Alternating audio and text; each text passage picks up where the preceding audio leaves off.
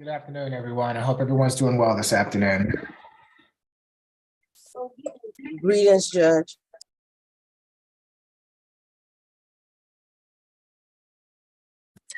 The reset date for SAP calendar is going to be August 8th.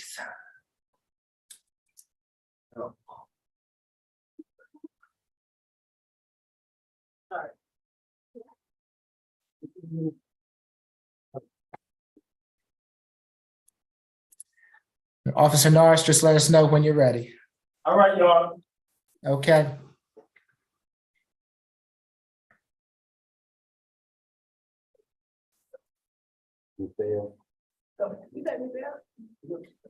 Hey, good morning, Judge, or good afternoon, Judge. How are you? Mr. Bartels, good afternoon. Good to see you. Yeah, good to see you too.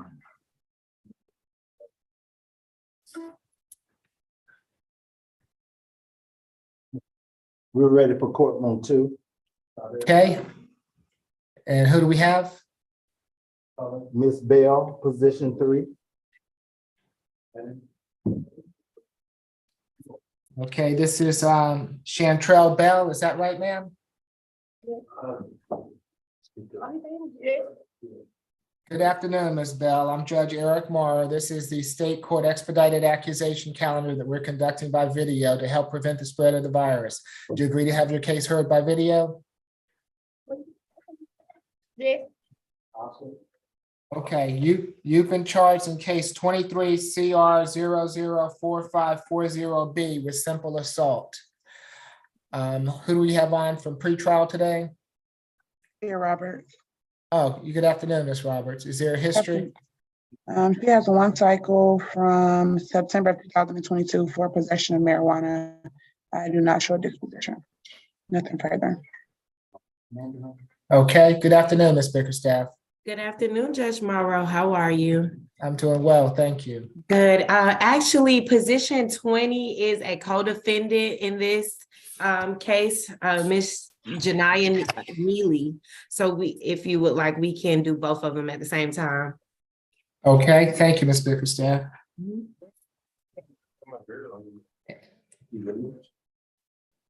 And let's see, who's representing Ms. Bell this afternoon?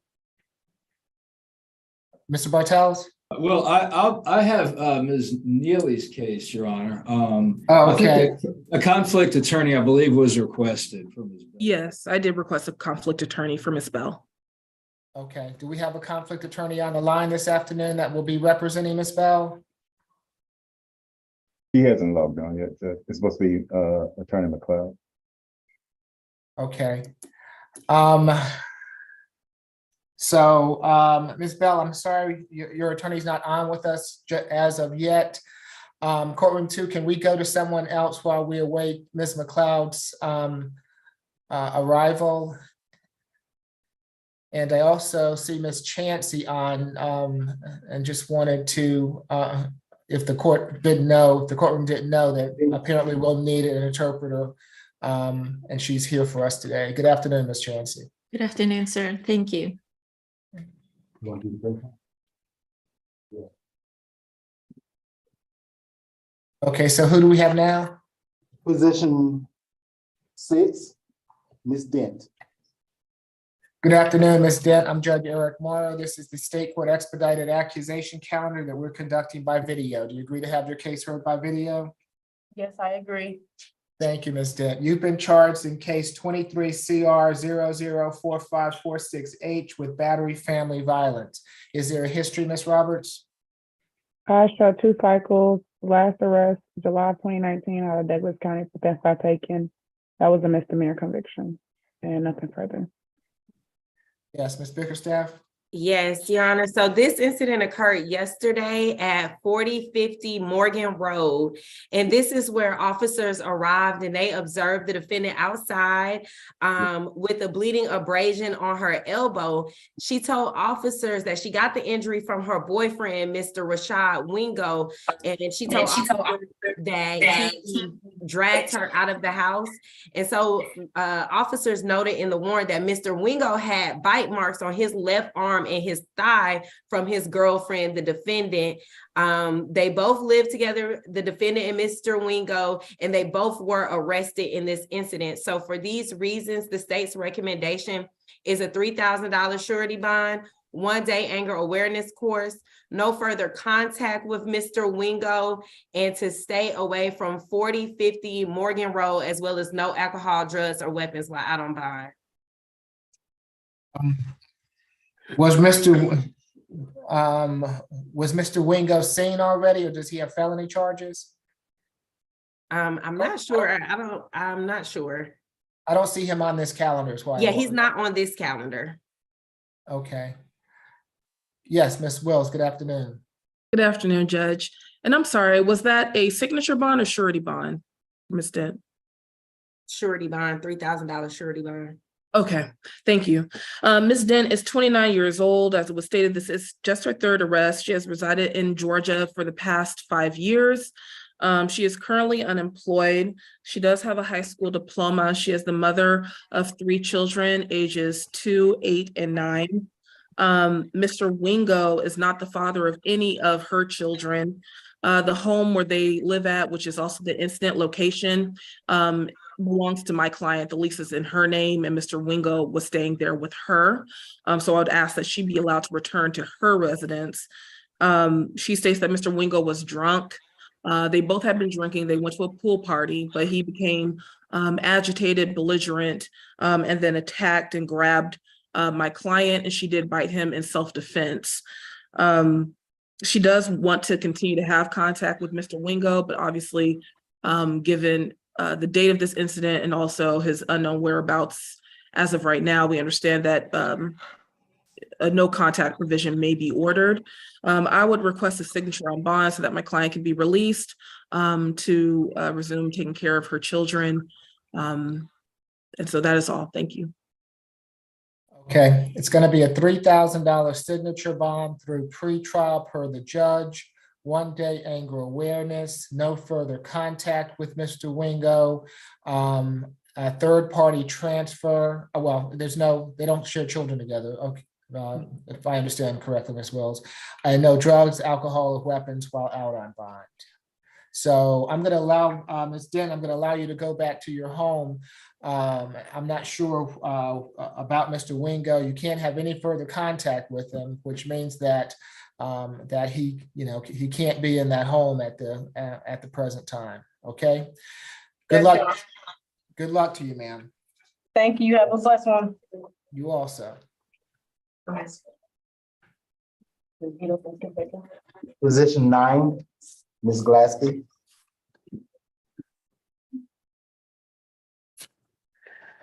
Good afternoon, Ms. Glaspie. I'm Judge Eric Morrow. This is the state court expedited accusation calendar that we're conducting by video. Do you agree to have your case heard by video? I agree. Thank you. You've been charged in case 23 CR 0045555C with battery. Let's see, who's presenting for the state? Myself, Your Honor, Jessica Tellerian. Yes, good afternoon. You can proceed. Yes, Your Honor, the defendant here is charged with 1 count of battery. The officers responded to the above location and met with the alleged victim, Shanna Teague, SHANNATEAGUE. The alleged victim stated that the defendant pushed her to the ground twice, which caused her to scrape her knee and also caused her to walk with a limp when she walked. She currently has a $5,000 bond. We're recommending that the bond stay the same, no further contact with the victim, stay away from the address listed on the report, which is 375 Auburn Avenue in Atlanta, 1-day anger awareness, and no alcohol, drugs, or weapons. And also, I'd like to point out that the defendant, to my knowledge, lives in Mississippi per the report. Ms. Roberts, is there a history? No, first arrest. Ms. Wills? Thank you, Judge. My client is currently, she was house sitting for her mother who does reside in Atlanta. So that is what brings her here. But it is correct that she does live in Mississippi. This is her first arrest. She is currently employed by FedEx as a package handler, but she will qualify to receive our representation through the public defender's office. She states that this incident occurred after she and her cousin were driving in the Auburn Avenue area. They attempted to make a U-turn, and the parking attendant or security guard for the lot stopped them, became belligerent, and was yelling and cursing at my client. She got out of the car. That's when the security guard came toward my client. My client did push her in self-defense. Then the security guard or parking attendant shot at my client's vehicle and actually shot out one of the tires of the vehicle. So in light of that, I would request a signature on bond. My client does not know this individual. She will not be in contact or communication with this person in the future. And she assures that she will attend all court dates in the future. And her address that is listed is up to date and accurate.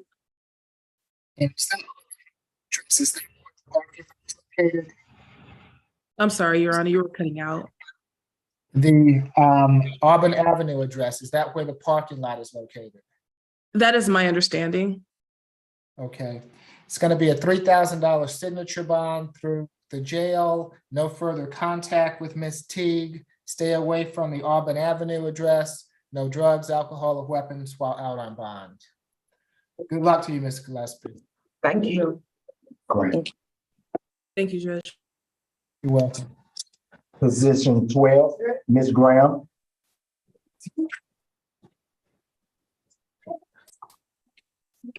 That's my case as well, Your Honor. Okay.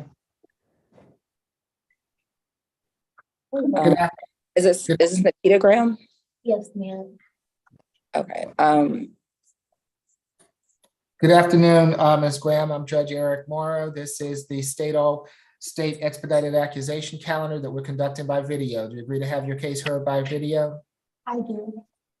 You've been charged in case 23 CR 0045556C with battery family violence. Is there a history, Ms. Roberts? 6 cycles, last arrest, October of 2020 for 2 counts of simple assault, family violence, cruelty in the third. She appears to be on first offender probation for that case. Disposition was December 13, 2022. And then a second case for simple battery family violence with the same disposition date. And nothing further. That's Paul. Thank you. You're welcome. Ms. Tillian? Yes, Your Honor. The officers here met with the victim in this case, Malachi Beard, MALACHI BEARD, who stated that the defendant punched him in the lip as well as he bent over to kiss his child. The officers observed a swollen and bruised lip. The parties here share 2 children together. There's no bond that has been currently set in this case. We're asking for a $7,500 surety bond. No further contact with the victim. Stay away from the address, which is 613 Whitaker Street, Northwest Atlanta. No alcohol, drugs, weapons, and third-party contact with the children. I would like to point out that her arrests have included aggravated assault, disorderly resisting, battery, simple assault, cruelty to children. And it looks like, I believe pretrial already stated this, but the case that she has pending, I believe, is potentially with the same victim in this case. It's not. Okay. Mr. Bartell? Yes, Your Honor. I have spoken with Ms. Graham and reviewed the paperwork that's available. She does dispute the allegations. She indicated that the alleged victim, Mr. Beard, had taken her phone and was assaulting her, and she merely was defending herself. They do have 2 kids, or she has 2 kids. They do not live together. I'm told the children are 2 and 3 years old, and she indicates that she is the only caregiver for those kids who live with her. It does not appear that Mr. Beard, or based on what she's told me, has gone through the legitimation process or has any custodial rights. That's just what I am informed. She is wanting to request a signature bond, Judge, based on her having ties to the community. She indicates that her grandmother and her aunt and her mother all live in the metro Atlanta area. She was working full-time at the airport up until July. She was just laid off then. And I'm advised that she is looking for another job. So again, she is wanting to request a signature bond. If the court isn't inclined to do that, we would ask for a $1,500 good bond. And my understanding is that there would not be an issue with a no further contact. And Go ahead. Your Honor, Yes. before you sign, I would ask that you sign for the victim. Okay. The Whitaker Street address, whose address is that? It's, Hold on, Ms. Graham. I want- That is not your address, is it, Ms. Graham? it is not. Okay, all right. And if Malachi Beard is on the line and wishes to address the court, now is your opportunity to do so. You, of course, you don't have to, but if you would like to address the court, now is your chance. Does not appear so. As such, it's going to be a $2,000 surety bond, no further contact with Mr. Beard, stay away from the Whitaker Street address. If there is a visitation, is to be third party, so third party transfer of any minor children for visitation, no drugs, alcohol, or weapons while out on bond. Good luck to you, Ms. Graham. Hey, Judge.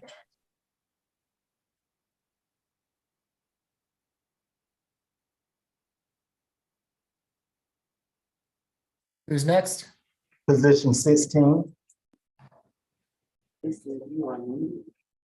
No.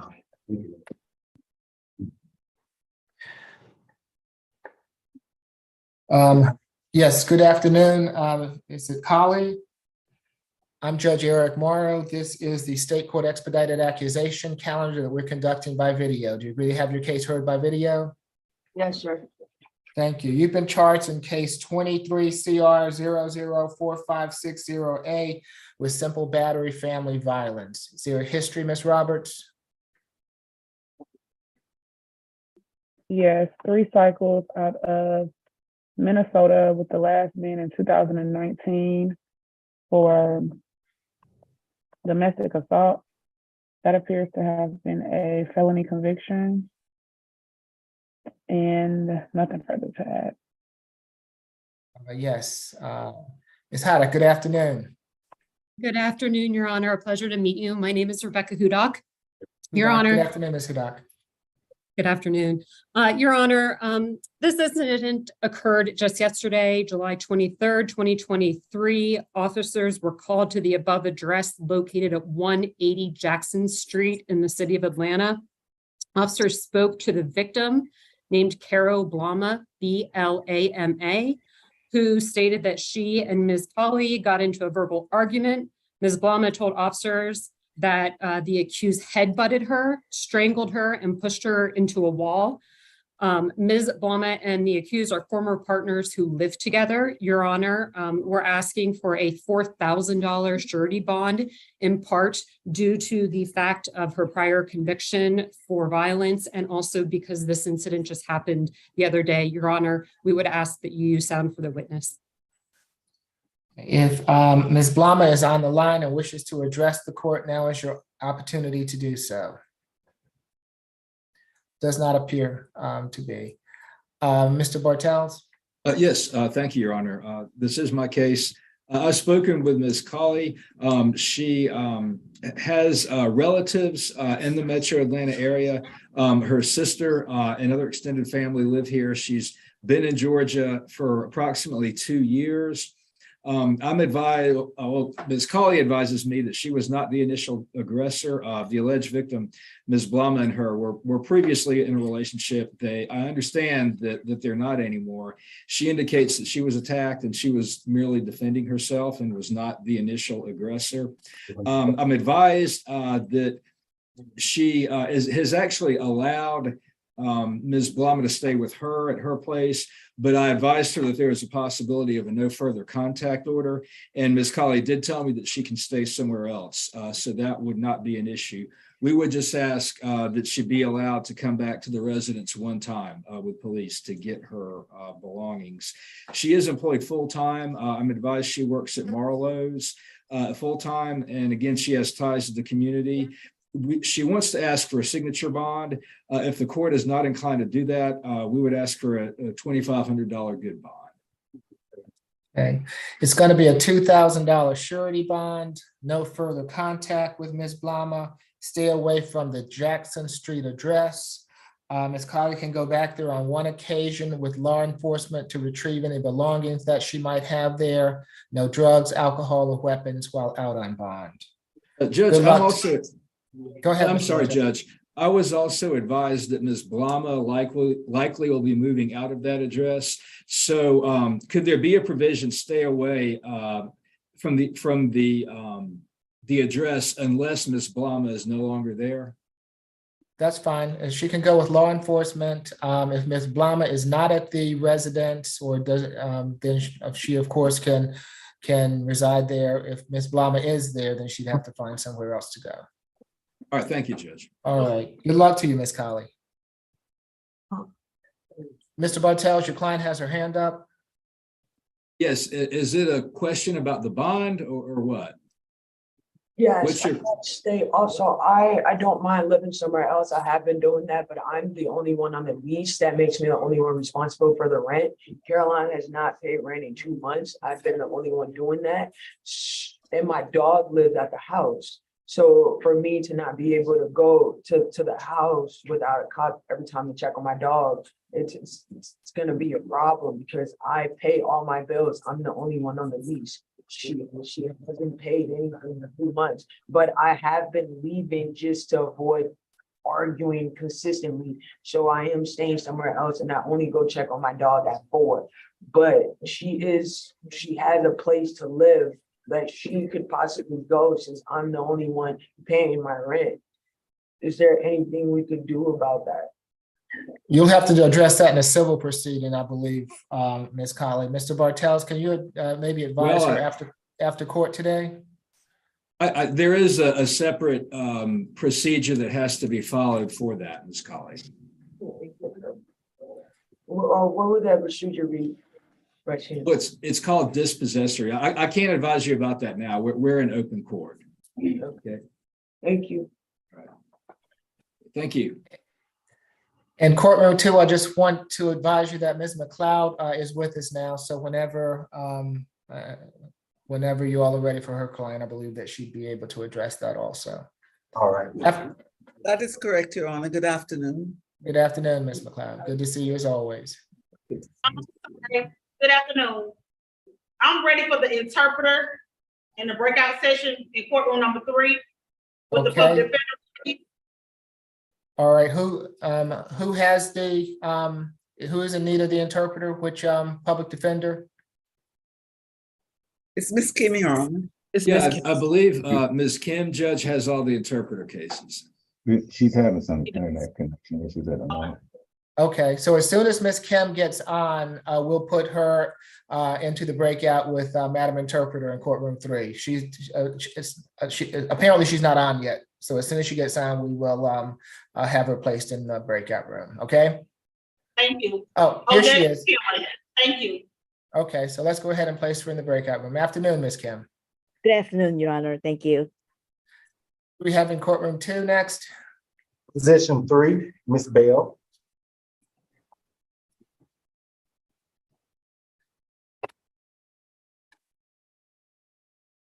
And it's my understanding, Ms. McLeod, have we had the opportunity to speak with Ms. Bell? I have, Your Honor. Okay, very good. And it's my understanding that this is a co-defendant with position number 20, Neely. So if we can take, if it's Ms. Neely next after Ms. Bell. Let's see, Ms. Bell, you've been charged in case 23 CR 004540B with simple assault. Ms. Roberts, I know that you've already told me one time, but since Ms. McLeod's on with us, could you give me your history again, please? 1 cycle from September of 2022 for possession of marijuana. I have no additional. Okay. Ms. Bickerstaff. Yes, so Your Honor, this incident occurred July 21st of this year at 3964 Fennell Circle. And this is where officers arrived and they had to separate the defendant and her child's father, Mr. Quantavious Thomas. Mr. Thomas advised officers that he and the defendant were arguing over their child having an ear infection, and the defendant came to the incident location to pick up the child. And then Thomas showed officers text messages from the defendant stating that she was going to come back with some men, and that when she got back, he shouldn't have any weapons. And so Mr. Thomas also advised that he waited outside with his gun to see if the defendant was going to show up with the people. The defendant did return to the resident, and she returned with Miss Neely. Well, I'm sorry, Miss Neely returned to the residence with Miss Bell, and both of them jumped out the car with pepper spray, threatening to pepper spray Mr. Thomas's mother. Her name is Mary Call. And so Mr. Thomas pointed his gun at the defendants, and he was yelling at them to get them to go away. And when officers spoke with the defendant, she stated that she dropped off, Miss Neely stated that she dropped off her baby because the argument between her and Mr. Thomas was it escalated. And so she did show officers the text messages saying that she was going to bring other people, but she told officers that she was just bluffing about that. And so officers spoke to Mr. Thomas's mother, and she told officers that both Miss Neely and Miss Bell came to her house and they were yelling, and they were saying that they were going to pepper spray her. And she stated that the defendant was Miss Bell was trying to swing and punch at Mr. Thomas. And she tried to separate them, whereas Miss Neely threatened Mr. Thomas's mom, Mary Call, to pepper spray her. So our office was able to speak with both Quantavious Thomas and his mother, and they let us know that the two of them are not, Miss Neely and Mr. Thomas are not in a relationship, but they have one child together. I'm sorry, that they are in a relationship, and they share one child. She let us know, well, they both confirmed the events that were listed in the warrant. Mr. Thomas said this was the first time that something like this had ever happened between them. And Mr. Thomas stated that he barely knows defendant Bell, and that she just showed up with Miss Neely and was trying to hit him. Both Mr. Thomas and Mr. Thomas's mother, Miss Mary, said they don't want contact with either of the defendants, and they want them both to stay away from their residence. So I would like to sound for both Mr. Thomas and Miss Mary at the appropriate time. But for Miss Bell, the state's recommendation is a $3,000 signature bond through pretrial services, no further contact with Mr. Thomas, with Miss Neely or Miss Mary, 1 day anger awareness course, and to stay away from the incident location, 3964 Fennell Circle, as well as no alcohol, drugs, or weapons while out on bond. What is Mary's last name? It's Call. I'm sorry if I'm pronouncing it wrong, but it's Kaln. Mr. Thomas or Ms. Calm on the line and wish to address the court, now is your opportunity to do so. So, Ms. Bickerstaff, who is Mr. Thomas allegedly in the relationship with, Ms. Bell or Ms. Neely? Not my client, Your Honor. I'm sorry. It's not my client, Your Honor. Okay, Miss so Bell is my client. Ms. Neely is the one, is that right, Ms. Bickerstaff? Yes, that's correct. Okay, all right, so yes, you go ahead, Ms. McLeod. I don't believe they're in a relationship. They have Ms. Neely, my client, and the alleged victim, Mr. Thomas, have a child together, but they're not currently in a relationship. Okay. Thank you. Thank Ms. McLeod. We have no objection to the signature bond, Your Honor. My client, of course, denies all the allegations. She said she was merely in a car with her friend, but she did not do anything. She didn't make any threats or she didn't touch anyone. Okay, so it's going to be a $3,000 signature bond through pretrial per the judge. 1-day anger awareness, no further contact with Mr. Thomas or Ms. Khan. Stay away from the Fennel Circle address, and no drugs, alcohol, or weapons while out on bond. Thank you. Your Honor, Miss Mary's last name is Kane. I'm sorry, Kain, not Khan. I'm sorry about that. That's all right, Kain, okay? All right, good luck to you, Ms. Bell. And if we have Ms. Neely, can we have her next? Yes, Your Honor. Thank you. So good afternoon, Ms. Neely. You've been charged in case 23 CR 004541B, also with simple assault. We're doing this by video. Is that okay with you? Yes. Thank you. Let's see, Ms. Roberts, is there a history? 3 cycles, last arrest July 2022 out of Henry County for criminal trespass. There's no disposition listed. And then from April 2022 out of DeKalb County, simple battery, family violence, simple battery, and disorderly conduct. That case also appears to be open. There's no disposition.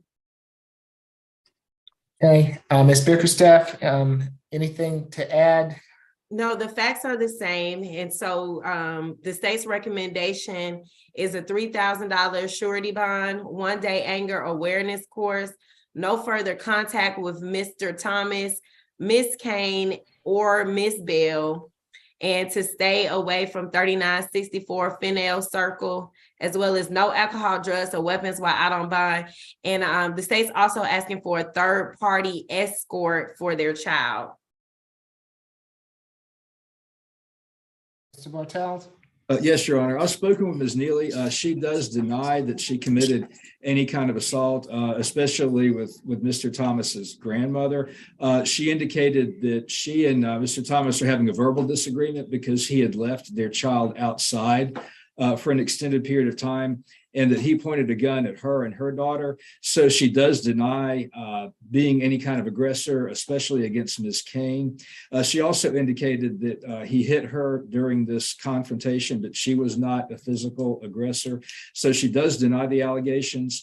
She also advises me that she was the one that called the police. She has ties to the community, Your Honor. She has a 4-month-old daughter as well as her mother. Both live in the metro Atlanta area. She lives with her mother. I'm advised that Mr. Thomas, it's unclear that he has any custodial rights. I'm advised that he has not gone through the legitimation process, but we would still, agree with having a third-party contact for that purpose if he is going to be visiting their child. So we would ask for that. She was working full-time at Hardee's until June, but she was laid off. She is actively looking for another job. So we would ask, based on all that, for a signature bond. If the court's not inclined to do that, we would ask for a $1,500. It's going to be a $5,000 signature bond through pretrial per the judge, 1-day anger awareness, no further contact with Mr. Thomas or Ms. Kane. Stay away from the Fennel Circle address. Third-party transfer of any minor children for visitation. No drugs, alcohol, or weapons while out on bond. Thank you, Judge. Good luck to you, Ms. Neely. Your client has her hand up, Mr. Bartels. Yes, ma'am. Do you have a question about bond? No, since we have a kid together, like we every weekend he would get in. So I'm trying to figure out how that would work. Well, there would have to be a third-party person who would transfer the child. Okay. Somebody would have to be a go-between. Okay. Okay. Thank you, Judge. You're welcome. Position 22, Ms. Penniman. Good afternoon, Ms. Penniman. I'm Judge Eric Morrow. This is the state court expedited accusation calendar that we're conducting by video. Do you agree to have your case heard by video? Yes. Thank you. You've been charged in case 23 CR 004548A with battery family violence. Is there a history, Ms. Roberts? No, first arrest. Afternoon, Ms. Falk. Good afternoon, Your Honor. This incident happened June 9th, 2023 at 1073 Hollywood Road in Atlanta. Officers spoke with Gabrielle Good, who stated that the defendant, her ex-girlfriend, jumped on her. She stated she was struck about the face and body, and she sustained an injury to her left eye. Officers did observe a visible black and blue mark under her eye and on her cheekbone. Ms. Good also stated that the two were in a 2-year relationship and resided at that location formerly for approximately 10 months. Furthermore, Ms. Good stated to the police, and we received this in the police report, which is why we did not initially charge this, that the defendant also broke the windshield of her Ford Explorer, slashed her front tires, broke her iMac and her heat press machine, as well as took her Apple iPhone. We did attempt to reach Ms. Good and were unable to reach her either by phone or by email. Although this is the defendant's first arrest, we do have serious concerns in regards to the level of violence employed here. For that reason, we are asking for a $3,000 surety bond. Stay away from 1073 Hollywood Road, Atlanta. No further contact with Gabrielle Good, and I will place the address and the name in the chat for the litigation manager. No alcohol, drugs, or weapons, and we would at this time like to sound for Ms. Good. If Ms. Good is on the line and wishes to address the court, now is your opportunity to do so. Doesn't appear so, Ms. Falk. Mr. Bartels? Yes, thank you, Your Honor. I have spoken with Ms. Pinamon. As pretrial indicated, it appears that she does not have any criminal history at all. She's 25 years old. I'm advised that she works full-time at the Steak and Shake, as well as her mother and 11 siblings, and as well as her grandfather and cousins all live in the metro Atlanta area. So she's got ties to the community. She's employed. She has no criminal history. She does deny the allegations. She indicates that she never put her hands on Ms. Good, and it does not appear that there's any third-party witness to anything that happened on this date. I am advised that they do not live together, so a no further contact order would not be an issue. So given all that, we would ask that she be allowed to sign her own bond. It's going to be a $3,000 signature bond through pretrial per the judge. 1-day anger awareness, no further contact with Ms. Good. Stay away from the Hollywood Avenue address. No drugs, alcohol, weapons while out on bond. Good luck to you, Ms. Penniman.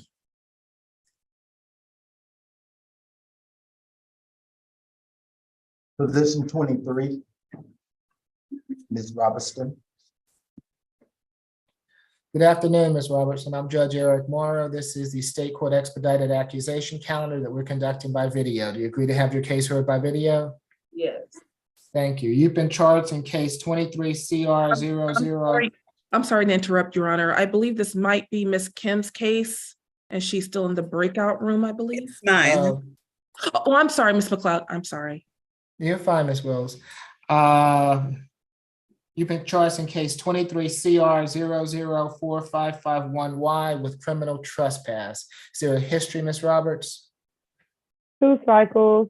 Last arrest was March of 2012 for a probation violation.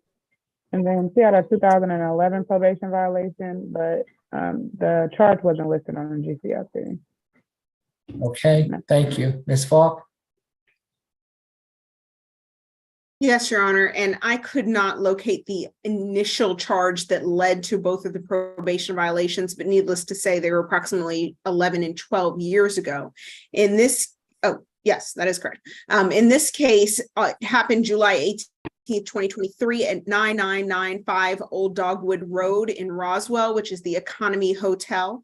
The defendant was arguing there with the father of her 2 children, Oscar Jordan. The defendant stated she was in Jordan's hotel room and they were in an argument. And at one point, the defendant was banging on the door. The hotel stated that they were arguing in the parking lot, at which point police were called. The defendant currently has a criminal trespass warning that expires on September 8th, 2051 from the Economy Hotel, which I didn't even know was possible. But apparently they placed that lengthy of a criminal trespass warning on her. The state is recommending a $2,000 signature bond through the jail. Stay away from the Economy Hotel at 9995 Old Dogwood Road in Roswell. No alcohol, drugs, or weapons. And we are placing the address as well as the name of the location in the litigation manager chat. You object to any of that, Ms. McLeod? I do not, Your Honor. Okay, so a $2,000 signature bond through the jail, stay away from the Economy Hotel, and no drugs, alcohol, or weapons. So, Ms. Robertson, you know you can't go back to that Economy Hotel, okay? Okay. All right. Courtroom 2, do you have, let's see, Ms. Salvatierra in the courtroom? If so, she has private counsel on. Yes, I do. Can we do her next? Yes. Thank you.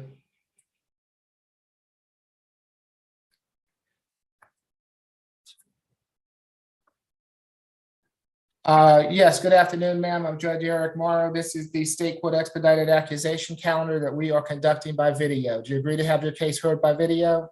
Yes, Your Honor.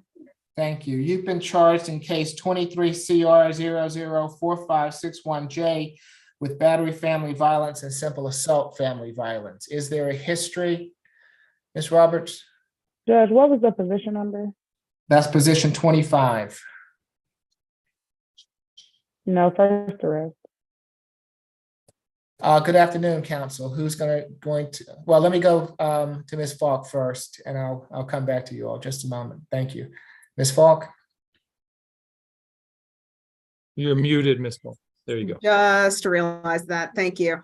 This incident happened July 22nd, 2023 at around 6:17 p.m. at 526 Oak Drive in Hateville. I point out the time to Your Honor to show that it is less than 48 hours after this incident happened. Officers spoke with Leslie Salvatierra, who is the wife of the defendant. She stated that while they were separated, she began dating another female, and that the defendant could not seem to let it go, and their argument became physical. Miss Leslie Salvatierra had a visible knot on her upper left cheek, as well as bruising on her left arm near her elbow. Miss Leslie Salvatierra also stated the defendant came at her with a knife and she pushed back in order to defend herself. The officers arrested both of the parties. However, the defendant, Miss Janet Salvatierra, had no visible marks, had dust on the back of her shirt, and stated that while they were fighting, Leslie pushed her into a wall, which due to the fact of the allegation of a knife, as well as the visible injuries to Miss Leslie Salvatierra, the state ascertained that she was not the initial aggressor, that in fact Janet Salvatierra was, based on the police report. Unfortunately, we were not able to make contact with Miss Janet Salvatierra because she was arrested Miss Leslie Salvatierra, because she was arrested as well. Although this is the first offense, we do have concerns about a risk of ongoing violence and a risk of reoffense. For that reason, the state is recommending a $5,000 surety bond, that the defendant stay away from 526 Oak Drive in Hateville, no further contact with Leslie Salvatierra, no alcohol, drugs, or weapons, and 1-day anger awareness. We will put on the record that although this is Miss Janet Salvatierra's residence, they both live at that residence and have lived there for, I believe, approximately 1 to 2 months. And so therefore, we are asking for the stay away against Miss Janet Salvatierra, in lieu of asking for Miss Leslie Salvatierra, the victim in this case, to have to relocate. That's all for the state. Yes, counsel. Thank you, Judge. First of all, excuse my attire. I'm overseas right now. We're on vacation right now in the Bahamas. And I had asked Miss Jonna Lee, who's on here as well, to cover for me in case I couldn't get a connection. So I wanted to apologize for my attire, Your Honor. Miss Salvatierra is my secretary. She's been employed in my office for 15 years. She's 38 years old. She has 2 minor children, Your Honor. Her son, Aiden Mansour, who's on the Zoom call with us, I believe is 16 now. His little brother, Max, is 12. Miss Salvatierra obviously takes a completely different position on this. We think law enforcement got it right. Obviously, they were both charged. They were in the best position to make a decision about who was at fault. They obviously could not ascertain that, and they made a decision to arrest both of them. So to turn around, read the police report, and make a decision to dismiss one this early without looking at a 911 call, talking to any witnesses. The truth is, and the state's going to learn this over time, we have gotten email after email from other people in the family indicating that, I'm going to call her Miss Leslie since they have the same last name, that Miss Leslie is a danger to Miss Salvatierra, and that she has been violent since the beginning of this relationship, and that she is in treatment for that violence. I've gotten an email from a counselor indicating that Miss Leslie is possibly a severe danger to Miss Salvatierra. And so at some point, this will work out down the road. But the bottom line is that the state made a decision here to dismiss the other defendant's case without speaking to my client, who is the victim, or without notifying my client, who is the victim. And so it's unfortunate that we're in this position today where we only have now one case in an effort to sort of expedite the one case that in the police report seems, I guess, stronger to the state.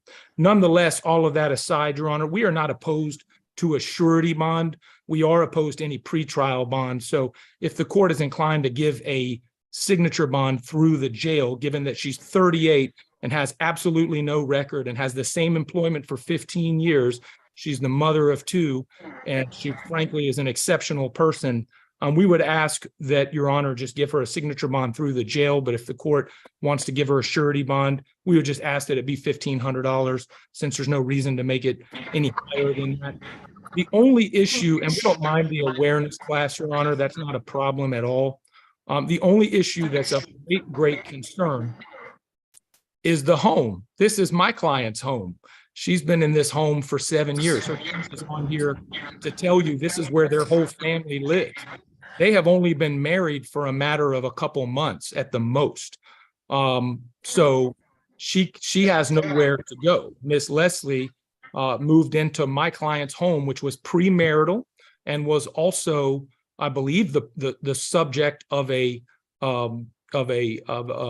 agreement prior to the marriage, a prenuptial agreement. And so, but irrespective of that, this address, 526 Oak Drive, is my client's home. It's in her name. All the bills are in her name. This is where she resides. They just got married, I believe, in April, and Miss Leslie moved in. Her son is on the call.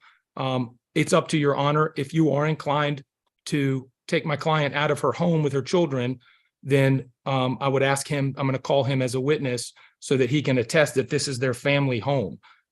Miss Leslie, they're all concerned about everyone's safety for her to even return to this home.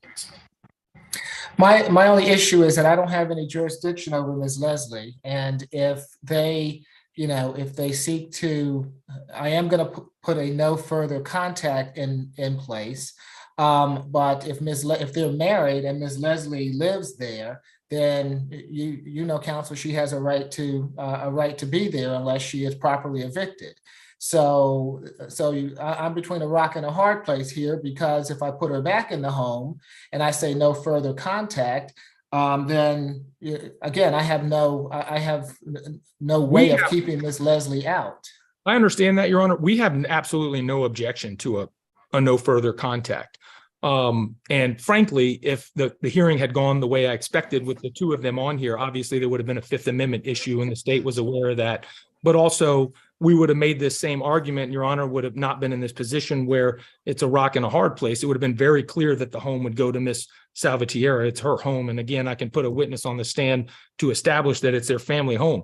If she goes out, then we've got two kids that are going out, and there's no other place for them to go. So all I'm saying, counsel, is that I don't have any control over Miss Leslie. Even if I can't say she can't go back to that house because I don't have any control over her. The only person that I have control over right now is your client, Miss Janet, right? I don't want to put your client into a worse situation of, if I say no further contact and Miss Leslie comes back to that residence and something happens, then Miss Janet is going to be the one that has the no further contact, and is the one that's going to be in violation of the bond order. You see what I'm saying? I do, but Mr. Mansour, her son that's on the call, will tell you that Miss Leslie understands, and she's going to come get her things. We would just ask that it say no contact, not that it prohibit her from going to her own residence. Obviously, if Miss Leslie's there we're going to have to deal with that in order to get her out. But we just are strictly asking that it say no contact, but not that she not be able to return to the home that she owns in Hapeville. Okay, suppose she goes back there and Ms. Leslie's there and will not leave. Then what? Mr. Mansour has spoken to her and has indicated that she can come get her things, but my understanding is that's all. She's not going to do that in violation of this court order. So the point is, we just need to leave it open. I know there was another hearing just maybe 15, 20 minutes before mine where the same thing was asked for, where if the other person's not there, she's permitted to return to her home. And so we'll. Okay, so I'm happy to do that. I mean, if I will allow Miss Janet to go back with law enforcement to make sure that Ms. Leslie is not there. If Ms. Leslie is there, then she obviously can't stay. If Ms. Leslie is not there, then she can reside there. Does that work for you? Jeanette, you had your hand raised. Was there something you were going to add to this, or did I see you? You got the courtroom muted. And Your Honor, I would like to make a point. There is a difference between Miss Leslie Salvatierre voluntarily leaving the home and being ordered to leave the home by family members. So I want to make it clear, Miss Leslie Salvatierre has a right to be there unless dispossessory proceedings are done. So we want to make sure there's no interference from the family members telling her she has to leave the home versus if she chooses to leave, she can. She had actually moved out of the house a few days prior and moved back in with her parents. She was only there because she wanted to go with me to my son's appointment. That's the only reason she was there. I told the officers that. Okay, so let's see. And is there, so I'll tell you, counsel, that it's my practice in this court to run these through pretrial. I was inclined as that can monitor the anger awareness. If you don't choose, if you tell me that I'm going to give her a surety bond, which is outside of my practice, because I plan to run this through pretrial. Is there a reason that you don't want? Just 24 years of practicing, Your Honor. And again, she has no criminal history. We just don't want to have her go through the reporting requirements. I honestly, I heard Your Honor give a couple people through the jail signature bonds. If you're not inclined to, we would ask for a surety bond, Your Honor. Okay. And I don't think that, okay. So it's going to be. I do just want to make 2 points really quickly, and then we will move on. I wanted to point out that Miss Leslie Salvatierre also had no criminal history whatsoever prior to this arrest, as well as the fact that the initial charge against Miss Leslie Salvatierre was battery, even though Miss Janet Salvatierre had no visible injury, according to the police report, and merely had been pushed and complained of no physical pain, at which point that would not have even been a battery charge. So that was in part also part of the reason for the state's decision. Okay, thank you, Ms. Falk. As such, the bond will be, it's going to, for the battery, a $1,500 surety bond. For the simple assault, a $500 surety bond, makes for a total of a $2,000 surety bond. No further contact with Ms. Leslie. She can go with law enforcement on one occasion to the Oak Drive address.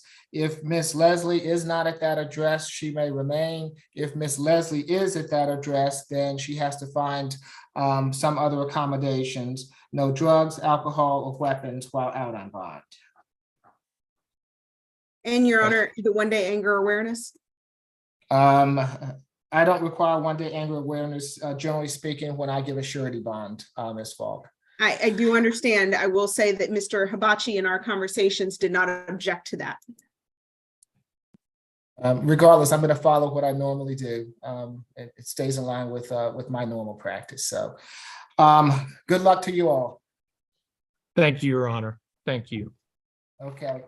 Enjoy the rest of your vacation. I'm going to try. Thank you, Judge. All right. Who do we have next?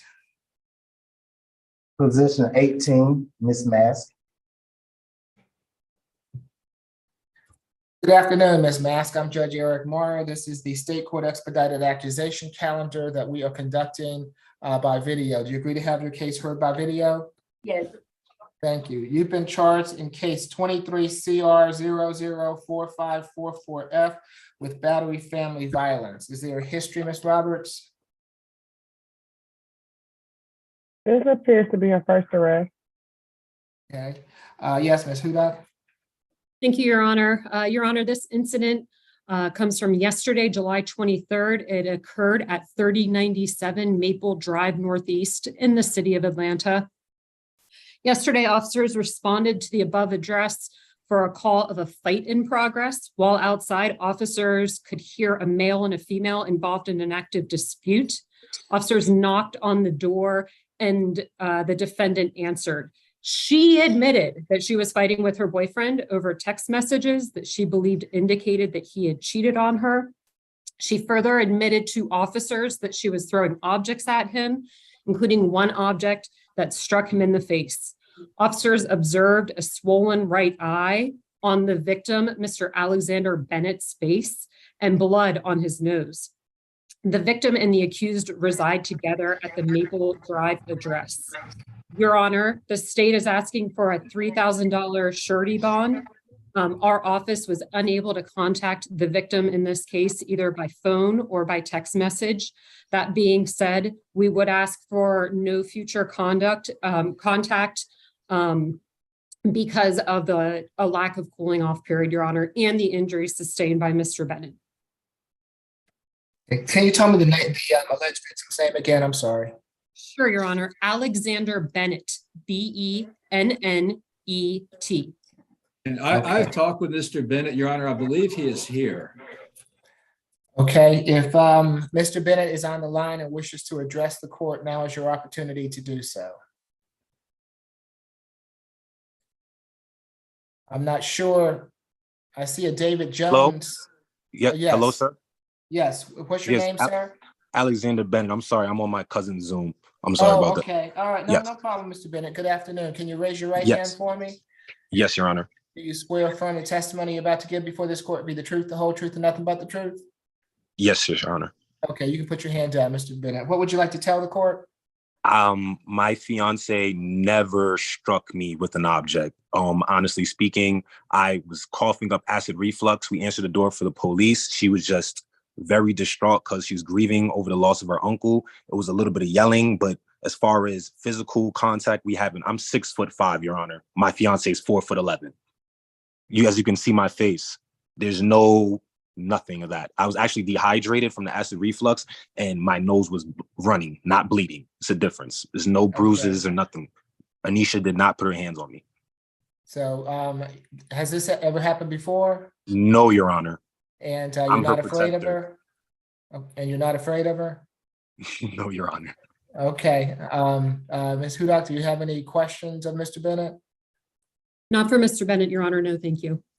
Okay. Thank you, Mr. Bennett. I appreciate you being here. And Mr. no Bennett- one reached out to me or called me, Your Honor. I didn't receive any phone calls. I've been calling the jails and my phone's been on 24/7. So no one reached out to call me. I talked to Mr. Bennett. Mr. Yes, Bennett, I sir. just wanted to clarify, you are okay with continuing to live with Ms. Mask, is that correct? Yes, sir.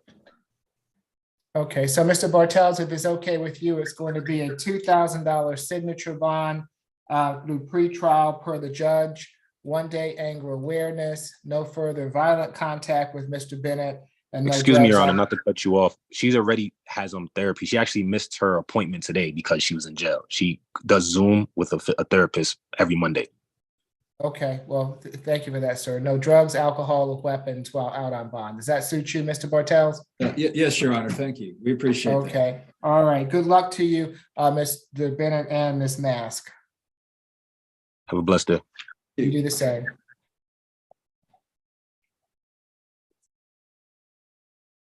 Position 2, Mr. Bell.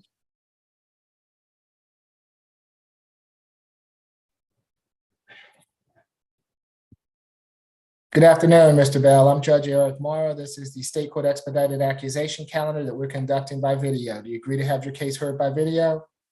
Yes, I agree. Thank you. You've been charged in case 23 CR 004538Y with simple battery. Is there a history, Ms. Roberts? I didn't hear what the jail said. What's the name?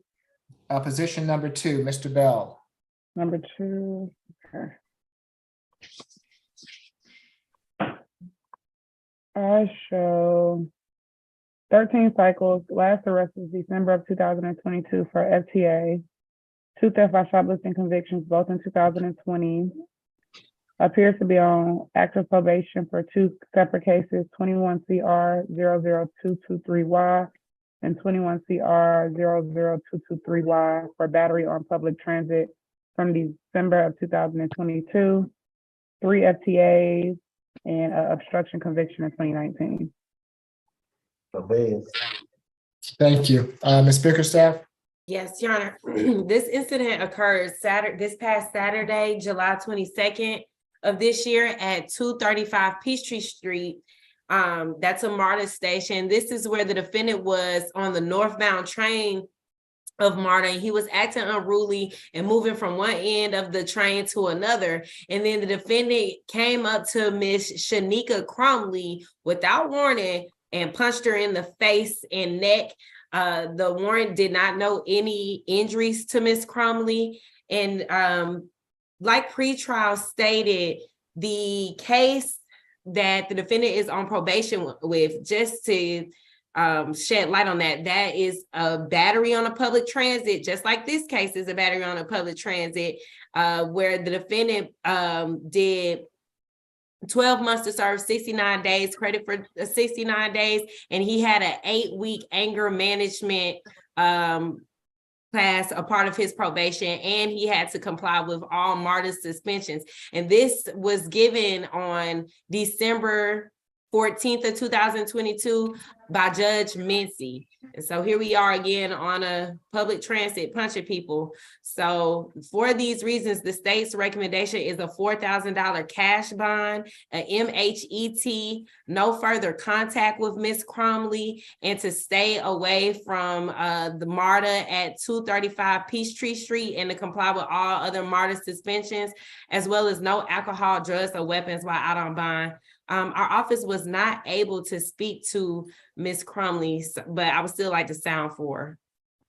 If Ms. Crumley's on the line and wishes to address the court, now is your opportunity to do so. Does it appear so, Ms. Bickerstaff? Ms. Wills? Thank you. We would object to the cash bond. My client is currently unemployed, so a cash bond is a bond that he would be unable to afford. And I believe his prior record and history of being incarcerated for almost 70 days is indicative of his inability to afford bond. My client is 28 years old. He has resided in Georgia for the past 11 years. He states that he's currently assisting his aunt, who is experiencing some medical difficulties at this time. He does deny the allegations as alleged. And speaking with Mr. Bell, I didn't ascertain any need for MHET at this time, so I'd ask that that be withheld until a later date if that is appropriate, but I don't think that it's appropriate at this time based on my conversation with him. I would ask for a signature on bond. If Your Honor is not so inclined, I would ask for the lowest bond that you are willing to grant him. No, Ms. Crumley, abide by any MARTA suspensions, and no drugs, alcohol, or weapons while out on bond. I'm sorry, Your Honor, may you repeat? You were cutting in and out. $1,000 surety bond, abide by any MARTA suspensions, no further contact with Ms. Crumley, and no drugs, alcohol, or weapons.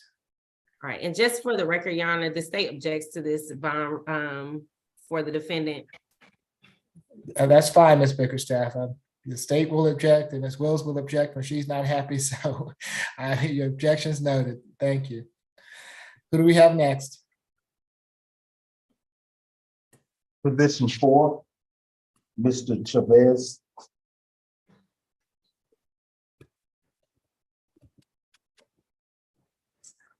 Good afternoon, Mr. Chavez. I'm Judge Eric Morrow. This is the state court expedited accusation calendar that we're conducting by video. Do you agree to have your case heard by video? Yes, Your Honor. Thank you. You have been charged in case 23 CR 004542G with simple battery family violence. Is there a history? Ms. Roberts? I'm showing the first arrest. Okay. Ms. Bickerstaff? Yes, Your Honor, I am seeing 13 cycles for Mr. Daniel Chavez. I have Oh, I'm sorry. I read the wrong one. I thought he said Chavez. Position number 4.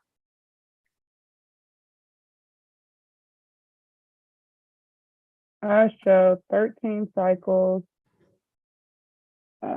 Last arrest was November of 2021 out of Gwinnett County for 2 counts of violation of family violence order. Has a simple battery conviction from 2012, a disorderly conduct conviction from 2015, death by shoplifting conviction 2019, 2 FTAs, and 1 probation violation. Thank you. Ms. Bickerstaff? Yes, so this incident occurred yesterday at 906 Monterey Parkway in Sandy Springs. And this is where the defendant punched. That's me. I'm sorry, this is where the defendant punched Miss Sharon Savion in the face. The defendant and Miss Savion, they have 4 children together and they live together. The warrant did note that this attack happened in front of the children. And so for these reasons, the state's recommendation is a $3,000 surety bond, 1-day anger awareness course, no further contact with Miss Savion, that's spelled Sabion, to stay away from 906 Monterey Parkway in Sandy Springs, as well as no alcohol, drugs, or weapons while out on bond. Our office did not get the opportunity to speak with Miss Savion, but if she's on Zoom, I'll still like to sound for. If Ms. Sabian is with us and wishes to address the court, now is your opportunity to do so. Doesn't appear so, Ms. Bickerstaff. Ms. Wills? I also did attempt to reach out to Ms. Sabian and left a voicemail for her. It's my understanding that the cruelty to children charge was dismissed, so it's only the simple battery. My client is 30, was born in 92, so 31, I believe. He is 31 years old. He is a native of Atlanta. He is currently unemployed. He and Miss Sabion have 4 children together, a 3-year-old, 8-year-old, 12-year-old, and 14-year-old. He states that there was an argument between the 2 of them. It was just a verbal disagreement. There was never any physical contact. No one inside the home called the police. He believes it may have been a neighbor that called law enforcement. Law enforcement also entered into the home without a warrant, put their foot inside the door and attempted to enter without any warrant. My client has holds out of Gwinnett as well as DeKalb. So I would request a signature on bond, and that with the caveat that my client be released to his holding agencies. If nothing further, it's going to be a $2,000 surety bond. Since no one's spoken with Ms. Sabian, no further contact with Ms. Sabian, stay away from the Monterey Parkway address. He can go back to that address if need be on one occasion with law enforcement to retrieve any belongings that he might have there. No drugs, alcohol, weapons while out on bond. Good luck to you, sir. Position 5, Mr. Collins.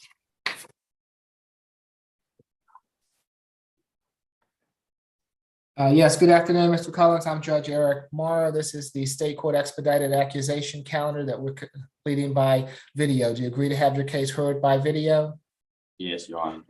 Thank you. You've been charged in case 23 CR 004549Y with operating without lights as required by law, fleeing or attempting to elude a police officer, and failure to obey a stop sign. Is there a history? Ms. Roberts, are you back with us? 1 cycle from January of 2022 for driving without a valid license. There is no disposition listed. Okay, thank you. Ms. Bickerstaff? Yes, so this incident occurred yesterday. It was at the intersection of Beecher Street and Westmont Street. And this is where officers observed the defendant failing to stop at the stop sign between Beecher and Westmont Street. And the defendant continued to travel on. And officers activated their emergency lights and sirens. And that's when the defendant sped off with no headlights on, causing the officers to lose sight of the defendant. Eventually, officers were patrolling the area and they were able to catch up with the defendant, and they conducted another traffic stop with the defendant. Officers noted in the warrant that they detained all parties in the car, and they discovered a weapon and marijuana in the car. As the officers, well, that's all that happened here, Your Honor. So for all these reasons, the state's recommendation is a $3,000 signature bond through pretrial services, $1,000 on each charge, as well as no driving. That's all. Okay. Yeah. So Ms. Wells, if it's all right with you, for the operating without lights, a $500 signature bond through the jail. For the fleeing and attempting to elude, a $1,000 signature bond through the jail. For the failure to obey stop sign, a $500 signature bond through the jail. Makes for a $2,000 signature bond through the jail. No drugs, alcohol, or weapons while out on bond. Does that suit you? It does. And so there is no provision for his driving? He wasn't charged with not having a license, right? Correct. That was the state's request. I just wanted to make sure since that's what they requested.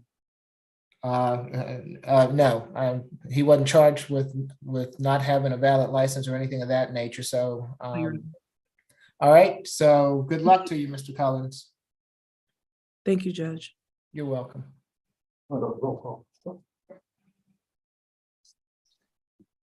Can we do the interpreter case next, please? Position number 1 and position 17. Okay, thank you. Thank you. Let's see. Is Madam Interpreter on with us? Oh, there we go. Raise your.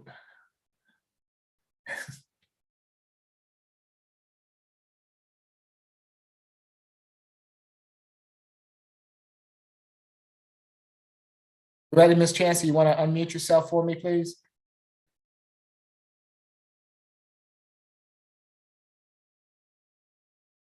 Are you with me, Ms. Chancey? I thought I had unmuted, sir. I'm sorry. Oh, no, you're fine. Can you raise your right hand for me? Yes. Do you swear or affirm that you will interpret from Spanish to English and English to Spanish to the best of your ability? I do, sir. Okay, thank you. You're welcome. Good afternoon, Ms. Lega Rojas. I'm Judge Eric Morrow. This is the State Court Expedited Accusation Calendar that we are conducting by video. Do you agree to have your case heard by video? Buenas tardes, señora Aliaga Rojas. Yo soy el juez Morrow y esta es la audiencia de casos estatales de trámite rápido. ¿Está de acuerdo con que tratemos su trato de esta manera? Yes. You've been charged with battery family violence. ¿Usted tiene un cargo de golpes y lesiones, violencia familiar? Is there a history, Ms. Roberts? ¿Hay un antecedente, señor Roberts? I show one prior from July of 2022 out of California for alien removal under section 212 and 237. Nothing further.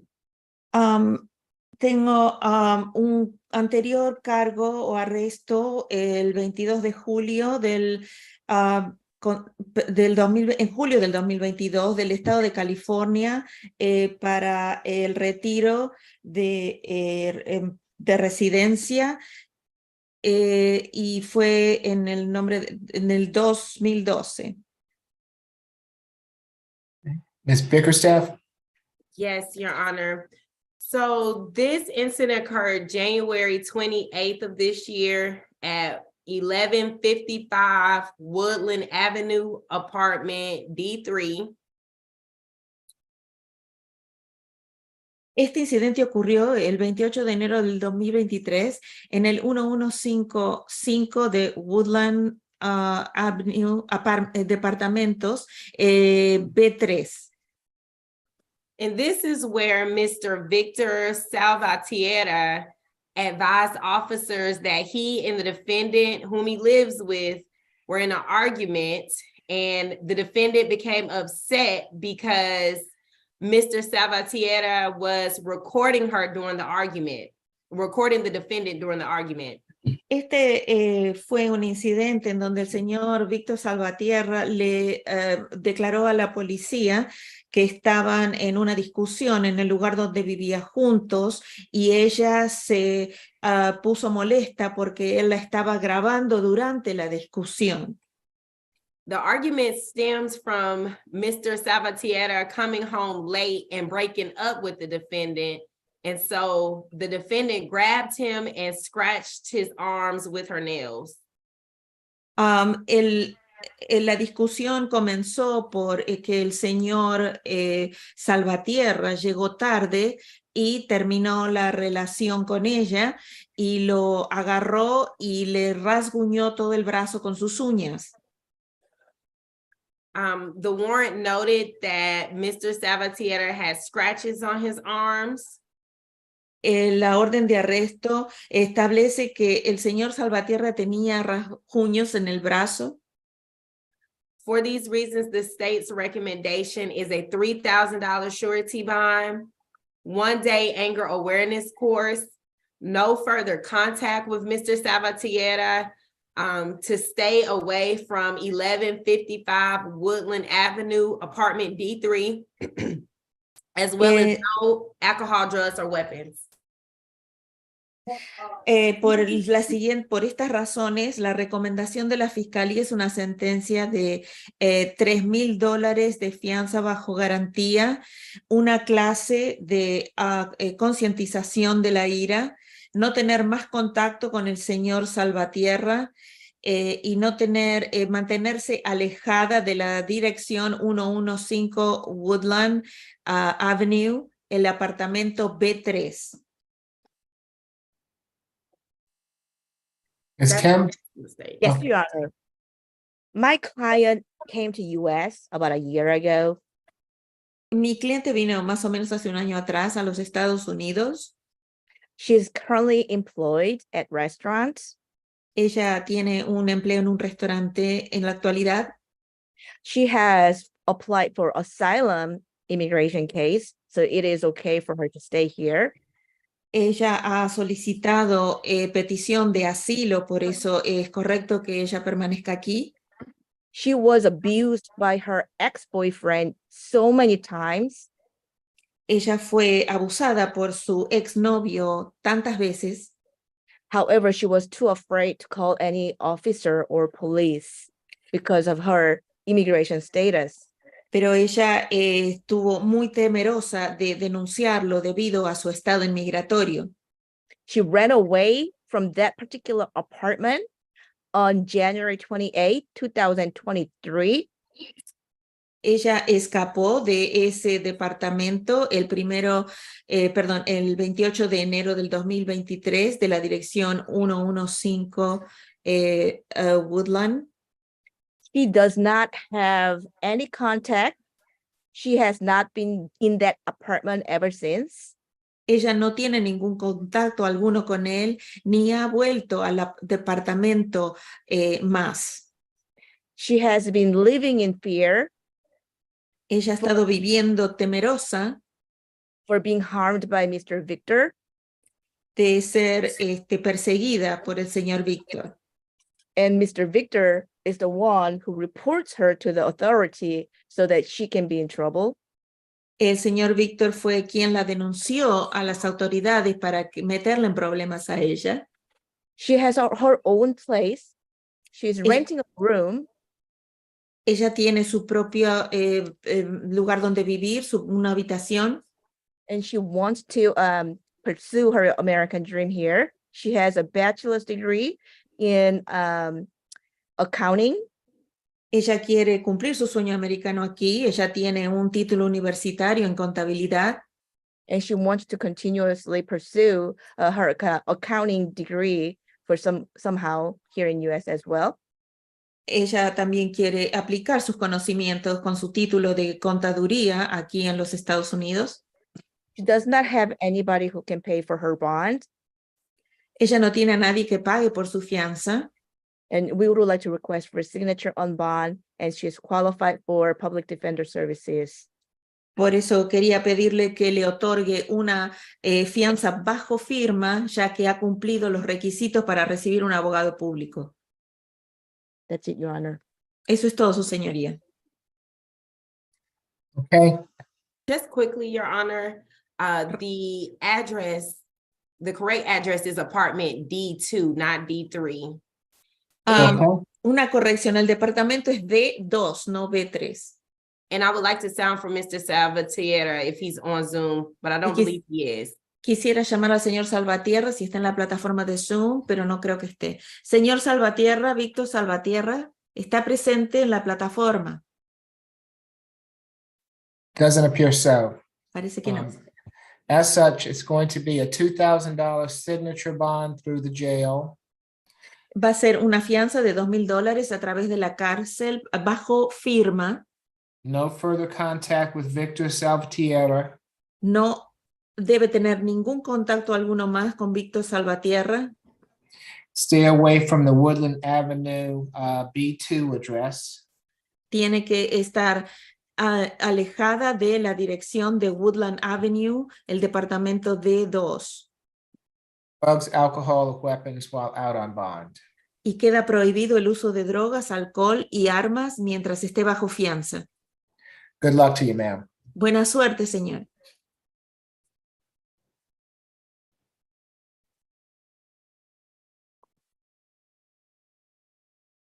Okay, courtroom 3, can we have the next person, please?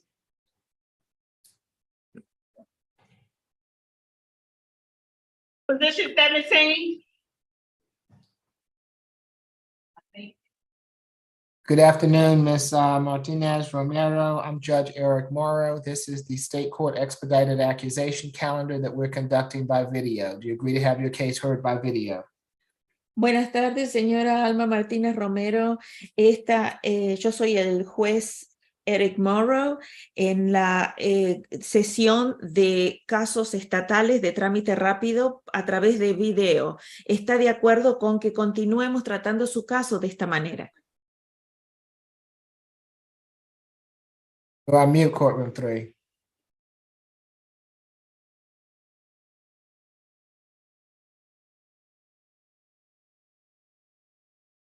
¿Está de acuerdo que continuemos de esta manera, señora? Sí. Yes. You've been charged with battery family violence. Usted tiene un cargo de golpes y lesiones, violencia familiar. Is there a history, Ms. Roberts? ¿Hay antecedentes, señora Robert? No, first arrest. No, primer arresto.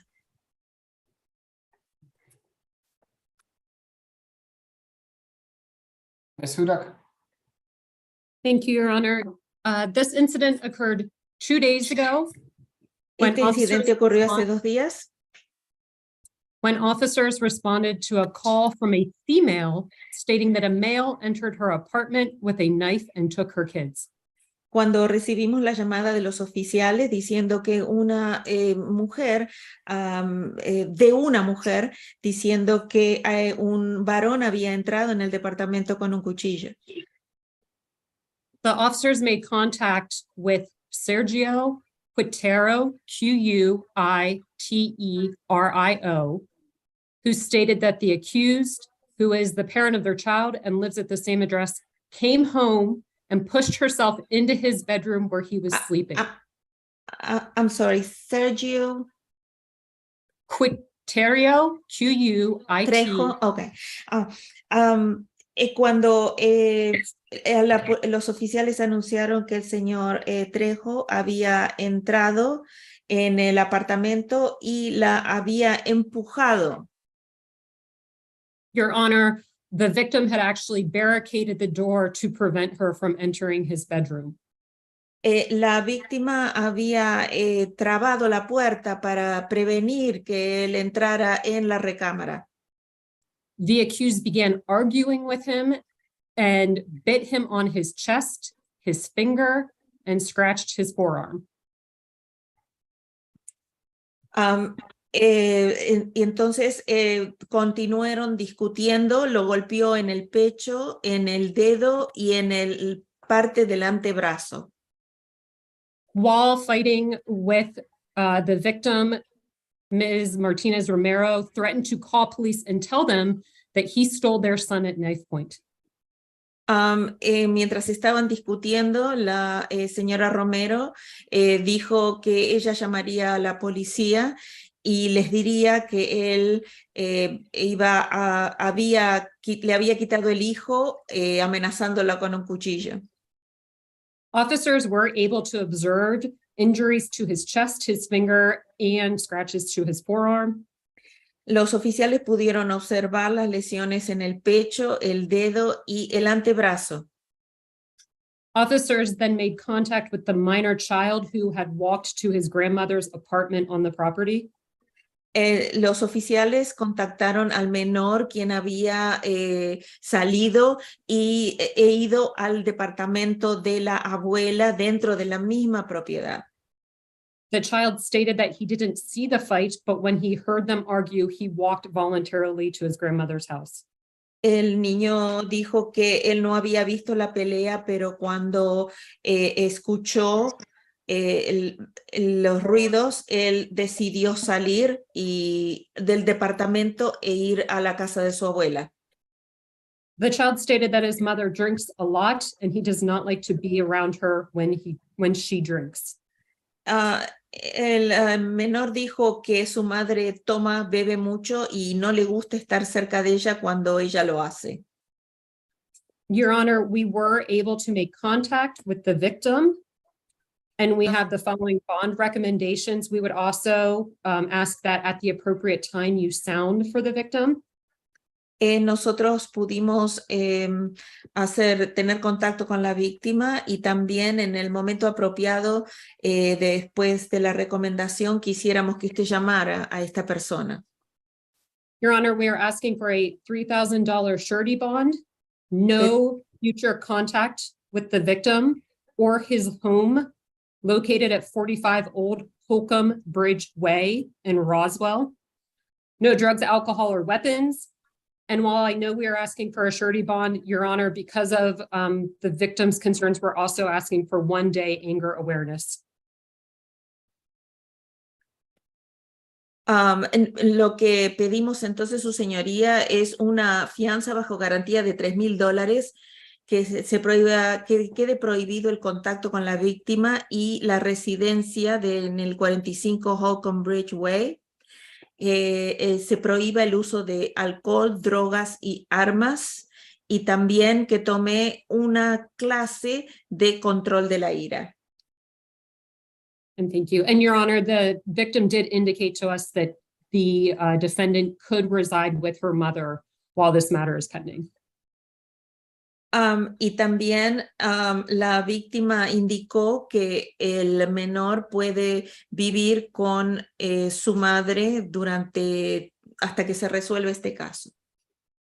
Thank you, Your Honor. Its wishes were that he didn't want to have any further contact, Ms. Huda? That is correct, Your Honor. Él no quería tener más contacto con ella. Sí, es correcto. Okay. And if Mr. Quinterio is on the line, now is your opportunity to address the court. Señor Quintero, está en la línea, por favor. Esta es la oportunidad de hablar con el juez. Doesn't appear so. Ms. Kim? Yes, Your Honor. My Señora, client is 34 years old. mi cliente tiene 34 años. She's been here in Georgia for about 13 years. Ella ha estado aquí en Georgia por aproximadamente 13 años. Her son is actually, he was born here in US. Su hijo fue nacido aquí en los Estados Unidos. He could not see anything. The son didn't see anything, Your Honor. Y el hijo no vio nada, su señoría. He has been here in Georgia. My client has been working as a house cleaner for the last 3 years. cliente ha trabajado durante los últimos 3 años en el negocio de limpiar las casas. And she denies the allegation. It was her who was frightened and called the police. Ella niega los alegatos porque ella era la que estaba temerosa y llamó a la policía. Mr. Quinterio has been threatening to kick her out of the house. El señor Quintero ha amenazado echarla de la casa. Because the son is not his son. Porque el hijo de ella no es hijo de él. My client does not have phone number or direct contact information for people who can bail her out. Mi cliente no tiene su teléfono ni tampoco contacto o información con personas que la puedan pagar la fianza. We have no objection to stay away or no further contact as long as she has continuous custody for her son. Ella no tenemos objeción de que mantenerse distanciada del lugar o no tener más contacto con la víctima mientras ella pueda tener contacto con el hijo. We would like to request for a signature on bond. Queremos pedir una fianza bajo firma. So she can get out of the jail before SAP calendar because she has nobody who can bail her out right now. Por eso queríamos que ella pudiera salir de la cárcel antes de la próxima audiencia ya que no tiene a nadie que le pueda pagar la fianza. She wants to emphasize that it was her who called the police out of fear of her life. Ella quiere enfatizar que ella fue la que llamó a la policía por miedo, de temor por su vida. Mr. Quintero had a box cutter knife to attack her. El señor Quintero era el que tenía el cuchillo con él. We would like to request for a signature on bond. That's it, Your Honor. Queremos pedirle una fianza bajo firma. Eso es todo, su señoría. It's going to be a $3,000 signature bond through the jail. Va a ser una fianza de $3,000 bajo firma a través de la cárcel. No further contact with Sergio Quinterio. No tener más contacto alguno con Sergio Quintero. Stay away from the old Holcomb Bridge Way address. Y debe mantenerse alejada del domicilio del Holcomb Bridge Way. She can go back to that address on one occasion with law enforcement to retrieve any belongings that she might have there. Puede volver solamente una sola vez con un policía de escolta para retirar sus pertenencias personales solamente. Third party transfer of any minor children. Tienen que tener una tercera persona para que transporten y lleven al menor para las visitas. No drugs, alcohol, or weapons while out on bond. Y queda prohibido el uso de drogas, alcohol y armas mientras esté bajo fianza. Good luck to you, ma'am. Buena suerte, señora. Thank you. Yeah. I'm not sure she has a question. She was on mute. But yeah, she has a question. Una pregunta, ¿cuándo me voy a ir para mi casa? When am I gonna go home? Oh, the jail officer can explain. Today. Le van a explicar ahí en los oficiales o el oficial. Sí, pero es que yo no hablo inglés. I don't speak English. Oh, okay. She will probably be able to go today after the hearing. Probablemente podrá irse después que termine la audiencia. Hoy. Today. Okay, ¿y cómo me puedo ir? Porque no traigo dinero, o sea, nomás me arrestaron y no pude hacer nada porque yo estaba afuera y él estaba adentro. How can I leave because I don't have any money? When they arrested me, they just grabbed me and they didn't let me do absolutely anything. I'll be happy to have a breakout room to answer all those questions so that way the hearing can move forward, Your Honor. Thank you. Van a ponernos en una habitación, señora. Okay, so if we can go ahead and put Ms. Kim, Madam Interpreter in courtroom 3 into a breakout room. Once you're done with that, Ms. Chancey, I believe that will be your last client. So again, we thank you for your assistance this afternoon. You're very welcome, sir. Thank you. Okay, who do we have? And so let's put them into a breakout room. And who do we have in courtroom 2? Position 7, Mr. Evans. Good afternoon, Mr. Evans. I'm Judge Eric Morrow. This is the state court expedited accusation calendar that we're conducting by video. Do you agree to have your case heard by video? Yeah. Thank you. You've been charged in case 23 CR 004545G with battery family violence. Is there a history, Ms. Roberts? I showed 2 cycles. Last arrest was May of 2023 out of Tennessee for theft of property. He appears to have an open case out of Tennessee for unlawful possession of a weapon, unlawful possession of a controlled substance, and conspiracy to commit auto burglary. Probably. And nothing further. Speaker staff? Yes, Your Honor. So this incident occurred yesterday at 1050 Hammond Drive. And this is where the defendant punched Miss Brianna Sledge, that's SLEDGE. He punched Miss Sledge in the face and he hit her with a belt several times because he found out that Miss Sledge went to the club. The warrant noted that Miss Sledge had bruising on her neck and face from the attack. The defendant and Miss Sledge had been living together for about over a year. Our office was able to speak to Ms. Sledge, and she let us know that her and the defendant are in a relationship, and they live together in Memphis, Tennessee.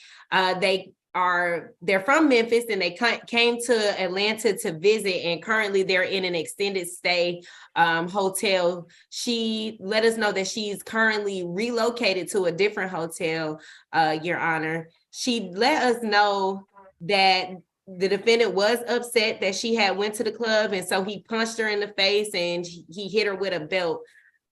She also let us know that this is not the first time that the defendant has been violent with her. It's just the first time that she's called the police, Your Honor. She did tell us that she's not in fear of him, but she does think it's best that they go their separate ways. And so she does not want any contact with the defendant. So for these reasons, the state's recommendation is a $3,000 surety bond, 1-day anger awareness course, no further contact with Ms. Sledge, to stay away from the incident location at 1050 Hammond Drive, as well as no alcohol, drugs, or weapons while out on bond. And if Ms. Sledge is on Zoom, I'd like to sound for her. Yes, sir, Your Honor. I'm here. Okay, good afternoon, ma'am. Can you raise your right hand for me? Do you swear affirm the testimony you're about to give before this court be the truth, the whole truth, and nothing but the truth? Yes, sir. Okay, what would you like to tell the court, ma'am? What was yesterday? The 23rd, like around 2 a.m. I did go to a club, and when I came back, I knew I went over my limit. I was very intoxicated, and when I came back, he was here by himself, and me and my siblings went out to a bar, and he wanted to come to make sure I was safe, but I was already over my limit. So when I got home, I was outside talking on the phone, and at this point, I was so intoxicated, I was trying to take off my clothes, and he was telling me, "Oh no, why would you want to do this outside?" So with me already being upset and I was already over my limit, he was just basically just trying to protect me and to get me back in here because he the one who came and took me out of town to get out of Memphis. So he saw my action was very aggressive, and he was just trying to get me to come back in the house while I was trying to throw temper tantrum, and I was trying to take off my clothes outside, like to where had no clothes on. Okay, you have any questions, Ms. Bickerstaff? Yes, just briefly, Your Honor. Ms. Sledge, how you doing today? I'm doing good. Okay, good. Is it true that you talked to our victim advocate earlier today, right? His attorney, is this what you're saying? No, did you speak with someone in our office earlier today? Yes, ma'am. Yes, ma'am. Yes, and you let us, and did you let her know that the defendant did punch you on yesterday? It's two people that called me. The first lady, we was talking about the bond situation, but the second lady, she was so impatient. She was just like, okay, just be in a Zoom call. We didn't really have a conversation. Okay, so you did not tell her that you were No, punched? no, ma'am. Okay, that's all. Thank you. Okay. But it was grabbed though. It grabbed me like on my neck and so just to try to get me back in the room while I was already over my limit. Ms. Sledge, has this happened in the past? No, only arguments, like maybe we'll argue every now and then, but this the first time this happened because like I told you, I went over my limit. And when you're intoxicated, you don't know what you're doing, you don't know what you're saying. I was not the one who called the police. I guess it was people that was around. So when they came, I just told them what basically happened. Okay, thank you, ma'am. Ms. Wells? Thank you, Your Honor. Both my client and Miss Sledge are very young. My client is 22 years old. This is his third arrest. They are here visiting from out of town, from Memphis. My client is currently unemployed. He has no children. He does deny the allegations as alleged. His story aligns with what Miss Sledge, has testified to today in court, that she did come home drunk, was belligerent. She actually injured my client in the process of him trying to get her inside of the room. It seems like there was just a lot of commotion, which is what led to someone else calling law enforcement, especially if what Ms. Sledge said was true. I understand why another witness or someone in the proximity may have called law enforcement. My client does state that although he and Ms. Sledge were in a relationship, he does have somewhere else where he could go if Your Honor were to order a no further contact provision, but it seems that alcohol may have been the impetus for the situation. I would request a signature on bond. And if Your Honor is not so inclined, I would ask for the lowest bond that you are willing to grant. I would also ask for a one-time law enforcement escort for him to go back to the incident location for my client to get his belongings, as I believe that's a hotel or Airbnb, wherever they are staying during their visit. Okay, it's gonna be $1,000 surety bond, no further violent contact with Ms. Sledge. Stay away from the Hammond Drive address. You can go back on one occasion with law enforcement to retrieve any belongings that he might have there. No drugs, alcohol, weapons while out on bond. Good luck to you, Mr. Eddings. You also, Ms. Sledge. Thank you. Position 8, Mr. Elder.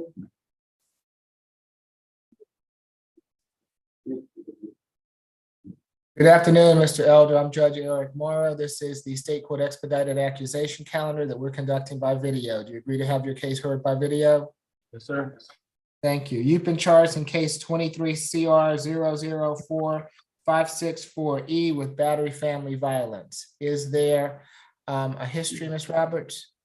Yes, I show 8 cycles. Last arrest was September 2022. Our way felony for that offense, 22 CP 212016. He appears to also be on probation for a CLAC offense, 16 SC 146386. The disposition was April of 2017. It was 5 years confinement, 15 years probation. He has a 2016 conviction for burglary, sale of marijuana, and manufactured distribution or possess a controlled substance in a drug-free commercial zone, 1 FTA, and 3 probation violations. Would you mind putting those first 2 charges directly to me in the chat, Ms. Roberts, please? Yes. Thank you. Ms. Bickerstaff?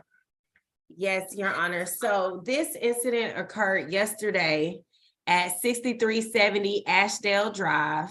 And this is where officers arrived and went to the back of the house at that location, and they saw a male and a woman arguing in what they described as a bathroom. And so officers then went to the front door where another woman opened the door and asked officers to help her friend because the friend and the defendant were arguing in the bathroom. So the defendant told officers that he and Miss Shantae Harper were arguing over their child. And Ms. Harper told officers that the defendant grabbed her and pushed her against the wall. Officers noted in the warrant that Ms. Harper had a busted lip and bruises on her neck. Our office was able to speak to Ms. Harper, and she let us know that her and the defendant are in a relationship and they have 2 children together. She let us know the incident location is her friend's residence where she's currently residing, but the defendant does not live there. She let us know that they were both frustrated because their newborn baby was crying, and she stated that the defendant grabbed her arm and pushed her against the wall. Although officers noted in the warrant that she had a busted lip, the defendant, not the defendant, but Ms. Harper denies having any bruises or a busted lip, Your Honor. She let us know that she's not in fear of the defendant and she wants to continue to have contact with him, but the state wants to make sure there's been an adequate cooling off period between the two. So our recommendation is a $4,000 surety bond, 1-day anger awareness course, no further contact with Ms. Harper. Can I speak? Just 1 second, Ms. Ms. Harper. Harper, no, not right now. We don't interrupt people in this court. Ms. Bickerstaff is in the middle of her presentation. I will give you the opportunity in just a moment, ma'am. I'm sorry, Ms. Bickerstaff, continue. No further contact with Ms. Harper, and to stay away from 6370 Ashdale Drive, as well as no alcohol, drugs, or weapons while out on bond. And the state is also asking for a third-party escort for the children. And I would like to sound for Ms. Harper at the appropriate time. Well, it appears she's on, Ms. Bickerstaff. Ms. Harper, if you would like to address the court, I'll need for you to raise your right hand. Do you swear or affirm the testimony you're about to give before this court be the truth, the whole truth, and nothing but the truth? Yes. Okay, thank you. Put your hand down. What would you like to tell the court? It's not like he didn't push me against no wall. Like, no, I didn't say he pushed me against no wall, first of all. Second of all, he grabbed me because I was frustrated. You know how you get real frustrated with somebody or something? He was grabbing me to calm me down at first, you know, telling me to stop screaming and stuff. We had an argument. Like, okay, no relationship is perfect, but I'm not gonna sit right here and not have contact with somebody. That's all I have. He all I got. I'm all he got. We just had a baby together. Like, I'm pretty sure we calm and cool. Like, I'm not trying to be to where he can't have contact with me to know anything about his children and stuff. Like, I love him to death and stuff. I want him to be around. I want to continue the relationship or whatever. And I'm already like taking classes for my, anger and stuff, but I promise you it's nothing like that. He never like really put his hands on me. As for y'all can see, I don't have no bruises on me at all. So, I was just trying to see like he can still have contact with me and stuff. Like, I don't Has this ever happened before, Ms. Harper? No, this never happened. He's not no bad person at all. He take care of home. He take care of us. So, Call the police. I guess a neighbor, because we was arguing loud. We just was frustrated. We didn't know what was wrong with the baby. I had to take her to the hospital the next day because she be choking up off her, milk and stuff. So I guess that was probably the problem because, she ended up choking. She was really crying the whole day. So she ended up choking off her milk again. I had to take her to the hospital. So I was suggesting that was the problem while we was frustrated and we didn't know what was wrong with her. Other than that, we don't have these problems. You have any questions, Ms. Bickerstaff? No questions from the state, Your Honor. All right, thank you, Ms. Harper. Ms. Wells? You're welcome. Thank you, Judge. As has been stated, it seems like it's a stressful situation. My client reports that he and Ms. Harper have a newborn, a 2-year-old, a 1-year-old, and a 4-year-old in the home. So 4 children under the age of 5. This happened in the middle of the night. Ms. Harper would like to have contact, continue to have contact. It seems that this incident, if anything did occur, the argument was occurring in the bathroom. So I'm not sure who was even witness to any sort of physical violence, but my client does deny the allegations as alleged, as does Ms. Harper. And again, he just stated that they both were tired, but he does have somewhere else to go if Your Honor were to order a no further contact provision. However, they would request and would like to have or be able to have contact. I would request a signature on bond. If Your Honor is not so inclined, I would ask that his bond not be greater than $1,000. My client is employed by Logan's Landscaping. He also does some IT work, and he will not qualify to be represented by the Public Defender's Office moving forward. He is a native of Atlanta as well. And so he has every assurance and intention of appearing for all future court dates.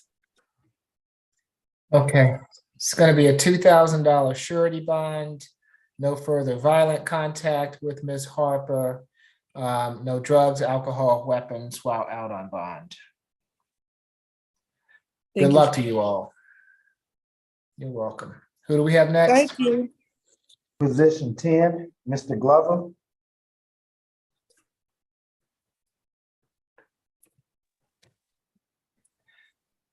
Third row.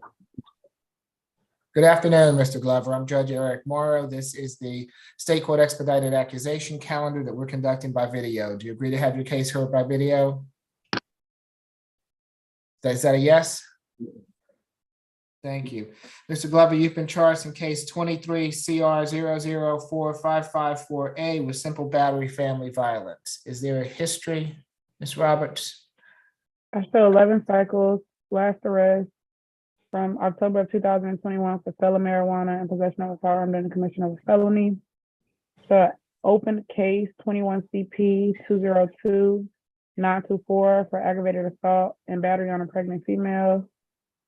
A possession of marijuana less than an ounce conviction in 2009 and 2008, and a simple battery conviction, 3 counts in 2010, and 2 probation violations. Kellyanne? Yes, Your Honor. This defendant, Mr. Glover, is charged with one count of simple battery family violence. I would point out that this defendant has a previous charge for murder. He also has, as previously stated, the case for the aggravated assault. I would point out that this case is regarding the same victim in this case, which is Jamie Farris, JamieFarris, as well as their child, King Glover. He has numerous violent offenses, multiple simple batteries, as well as aggravated assault with a weapon, possession of a weapon during a commission of a felony, armed robbery, unlawful association with gang, possession of a firearm or knife, numerous charges along those lines, as well as drug-related offenses that he's been charged with. We're asking for a $10,000 bond in this case, no further contact with the victim, stay away from the address listed in the report, which is 58 Allen Temple Court, Northwest Atlanta. Third-party contact with the child, 1-day anger awareness, no alcohol, drugs, or weapons. Mr. Bartels? Yes, Your Honor, thank you. I have spoken with Mr. Glover. He does deny that there was any physical aggression here. What I'm told is that there was a verbal argument and nothing more. So he does dispute the allegations as outlined in the paperwork. He indicated the damage that was done to the window, that was an accident that occurred at another time and not on this particular day. He does have family in the metro Atlanta area. I'm advised that he has 2 brothers, an aunt, an uncle, and a grandmother that all live in the area. As well, he has 3 kids living with him that he helps care for. They're 15, 1 year old, and 4 months old. Given all that, let's see, it appears that there would not be an issue with a no further contact order, and we would ask for a $1,500 bond in this case. Your Honor, I apologize. I forgot to list the facts of this case. Would you allow me to do so at this time? Yes, go ahead. Yes, Your Honor. The officers met with Jamie Farris, who shares a child with the defendant, She stated that defendant struck her in the face with a fist, and then struck her window several times, causing damage to same. And also I see that they've asked for the address again, and that is 58 Allen Temple Court, Northwest Atlanta. Anything further, Mr. Bartels? I have nothing else, Your Honor. Your Honor, I actually do have something further to add that was omitted. The defendant is currently on a $30,000 surety bond that was granted in September of 2021, and had, as part of the conditions of his bond, no further contact with the victim, as well as stay away from the address. That case, which I can give to Your Honor, and that was prior to the new case where the defendant was charged 23 CP 220400, which Ms. Tellerian referenced with the battery, family violence, and the cruelty in the children first degree to Mr. King. The previous case was 21 CP 202924. That was aggravated assault, strangulation, battery against a female who is pregnant. So on that case, he was given a $30,000 surety bond. He then got out with conditions to stay away from her and to have no further contact, got out, abused her again, picked up our case, and a second case that's in the felony division under that 23 CP 220400 number. So that's 3 cases involving our victim, Your Honor. Okay. Anything further, Mr. Bartels? Nothing further, Your Honor, other than it doesn't appear that any of those are convictions, and he still enjoys the presumption of innocence. That is correct, Your Honor, but he does not enjoy the presumption to violate the bond conditions that have already been set out by the felony division. It is going to be a $10,000 surety bond. No further contact with Ms. Ferris. Stay away from the Allen Temple Court address. He shouldn't have to go back to that address, given that he shouldn't have been there. But if he does, he can go there one time with a police escort to retrieve any belongings. Third-party transfer of any minor children. No drugs, alcohol, weapons while out on bond. Thank you. Thank you, Judge. All right. Good luck to you, Mr. Glover. Mr. Bartels, he has his hand up. Yes, Mr. Glover, do you have a question about the bond? No, it's not about the bond. I'm just trying to see, like, that's I'm having difficulty hearing you, sir, but if this is about the facts of the case, my advice would be to not say anything in open court. Position 12, Mr. Your Honor, Grant. I apologize. May we please sound for the victim? Give me that name again. Yes, Your Honor. Jamie, Jamiee Ferris. If Jamie Ferris is on the line, now is your opportunity to speak. Yes, I'm on the line. Okay. We've already made a pronouncement, so if you have any questions regarding that, I'm happy to hear it. You don't have to speak, ma'am, if you don't choose to. No, I have nothing to say. Okay, thank you, Ms. Ferris. We appreciate you being here. Thank you. All right, and tell me who this is. Position 12, Mr. Graham. I think we've already done that, haven't we? Yes, we've already done it. I think this is number 11, Mr. Graham. Is this Nakia Graham? What's your first name, sir? Nakia Graham. Okay, yes, this is position number 11. Good afternoon, Mr. Graham. I'm Judge They're Eric. unrelated. Okay, thank you. I'm Judge Eric Morrow. This is the State Court Expedited Accusation Calendar that we are conducting by video. Do you agree to have your case heard by video? Yes, sir. Thank you. Mr. Graham, you've been charged in case 23 CR 0045588D with disorderly conduct and battery. Is there a history, Ms. Roberts? 41 cycles. Last arrest was February of 2023 for a probation violation. Appears to have an open case out of the cab for simple battery and disorderly conduct in 2022. Appears to be on probation out of the cab for entering auto and terroristic threats. That is from February of this year, 1 year confinement, 3 years, 1 year confinement, 2 years probation. Appears to be on probation out of Fulton, 18 SD 165955 for criminal attempt to commit a felony from July 2018. 1 year confinement, 9 years probation. Appears to have a conviction for terrorist threat in 2022 and terrorist threats in 2017. A 2019 conviction for disorderly conduct and simple battery. 2017 conviction for cruelty to children. Aggravated assault conviction from 2008. And then a willful obstruction conviction in 2005. And a total of 4 FTAs. Nothing further. Yes, Ms. Telleron? Yes, Your Honor. The defendant here is charged with one count of battery and 1 count of disorderly conduct. We'll actually be adding another count of battery per our victim advocate. The first victim that's listed in the report is Taylor Rayna, Taylar, and then Raina. But we also have Kanny, Kanny Rashid. This takes place at 2444 Piedmont Road in Atlanta on 7/23/23. The defendant here struck Mrs. Rayna in the face with the right hand. He then struck her again, causing her to fall to the floor. There were numerous instances where he was striking her. He continued to strike her multiple times. He, I would note, is 48 years of age, and both victims are teenagers, one being 17, one being 19. This incident was caught in part on camera. Mrs. Rashid was also struck by this defendant by being punched in her face as well as her chest.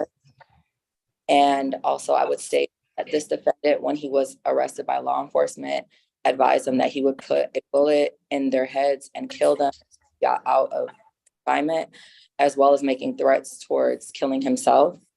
As pretrials already stated, he has those open cases as well as probation.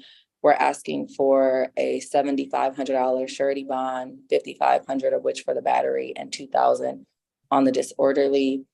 We're asking for no further contact with either of the victims stated, stay away from the address, no alcohol, drugs, or weapons.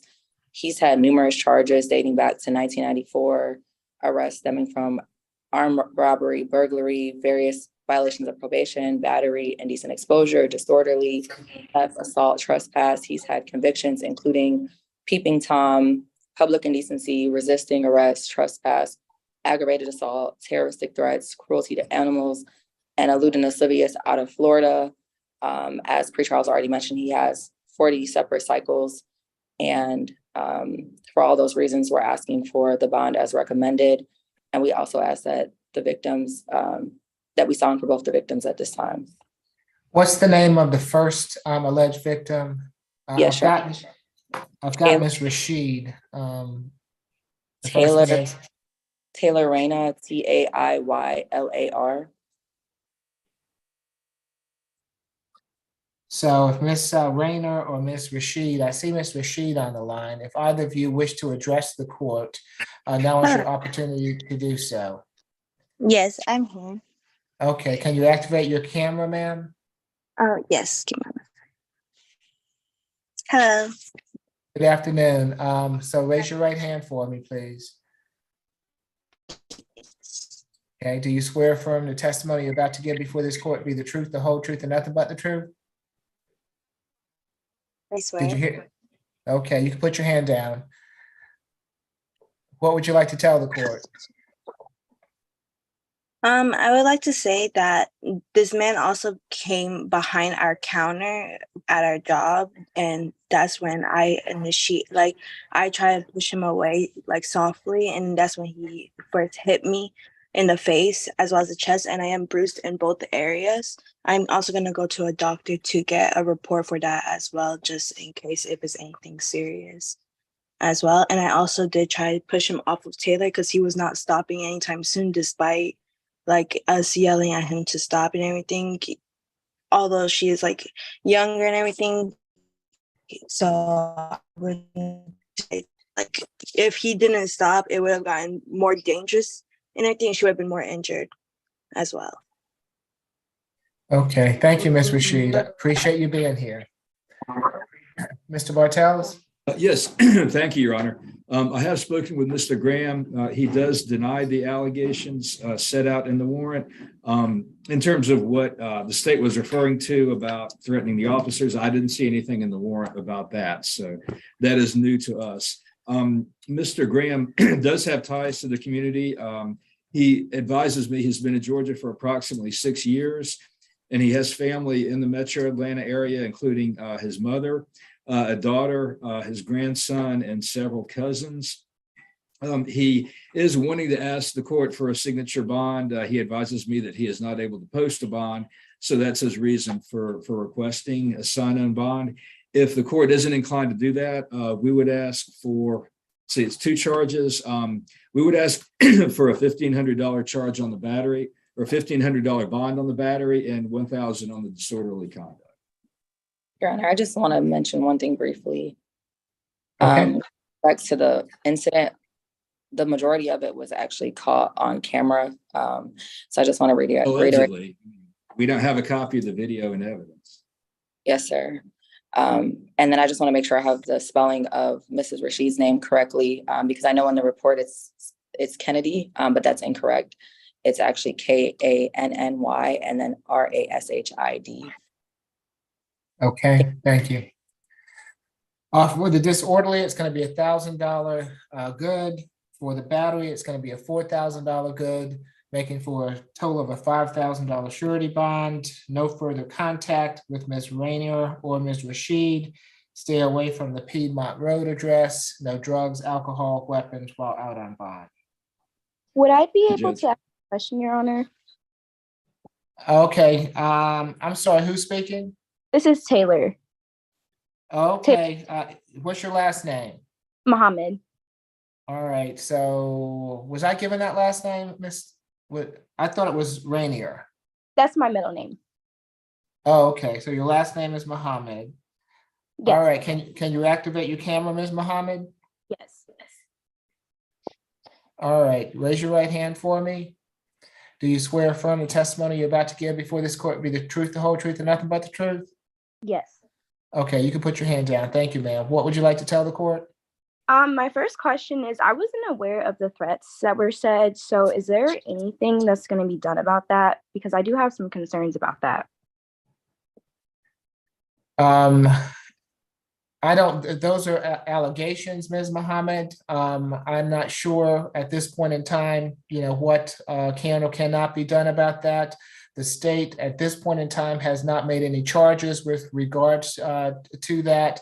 And it's also, if I'm not mistaken, Ms. Tellerman, that you are going to charge an additional battery charge, but that has not been done for Ms. Muhammad at the present time. Is that correct?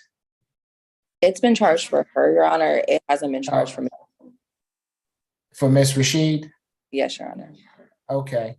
I You have would any other questions, Ms. Muhammad? There was mention that they didn't have the video and evidence. I have both videos. There's one of lower Oh, quality. they're talking technical language, Ms. Muhammad. It's not that we don't have the video, it's that there's certain procedures that you have to go through to actually get it before a judge, okay? So that they're talking legal language. Okay, thank you. Okay, anything else? No, that's it. All right, good luck to you all. Thank you. Thank you. Thank you, Judge. I'm sorry, I have one more question. Yes, ma'am. I would also like to press charges. I'm not sure if that's also in the report. I didn't hear what you, Ms. Rashid, you're going in and out, but someone from the solicitor's office will be in touch with you regarding this case, given that you're an alleged victim. Okay, so you'll have the opportunity to speak with someone as we go forward. Okay. All right, who do we have next? Position 13, Mr. Jewel. Okay, good afternoon, sir. I'm Judge Eric Morrow. This is the state court expedited accusation calendar that we're conducting by video. Do you agree to have your case heard by video? Yes, Your Honor. Thank you. You've been charged in case 23 CR 0045557A with expired and no license plate or decal, driving while your license is suspended or revoked, and possession and use of drug-related objects. Is there a history, Ms. Roberts? I show 2 cycles with his last being out of Florida from March of this year for aggravated battery. It appears that case was dismissed. Nothing further. Yes, Ms. Talleyrand? Yes, Your Honor, this incident is alleged to have occurred on July 23rd, 2023, at the location of East Crossville Road and Benton Grass Drive in Roswell. He currently has an unsecured judicial release on count 1, $1,000 bond on count 2, $600 bond on count 3. We're asking that the bonds remain the same and that he has no alcohol, drugs, or weapons. The defendant here was found to be driving at the above location on a tag that expired in 2022, on August 14th of 2022. A check of his license was run, which showed that his license was suspended from September 12th of 2022. He gave law enforcement consent to retrieve his belongings from his vehicle. At the time when law enforcement went into his vehicle to retrieve his belongings, they located in the area that his belongings were said to be in a glass pipe, which contained meth residue on that pipe. And the defendant later confirmed to law enforcement that he is in fact a meth user. And as pretrial mentioned, he has a charge for aggravated battery as well as family battery by strangulation, one from 2023 and one from 2016. And the aggravated battery from 2023 is with respect to a pregnant victim. Who's representing?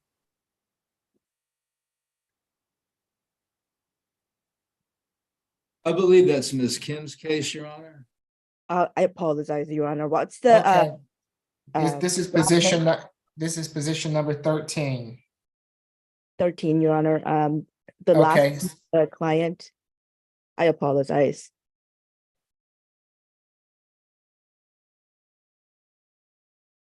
What's your question? What's the last name of the client, Your Honor?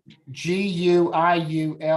Yes, I apologize. This is my client. Okay. So Ms. Kim, if it's okay Yes. with you, given the charges, it's going to be a $250 signature bond for the expired or no license plate, a $500 signature bond for the driving while license suspended or revoked, and a $250 signature bond for the possession and use of drug-related objects. So that's a $1,000 signature bond through the jail, no drugs, alcohol, or weapons while out on bond. Does that suit you?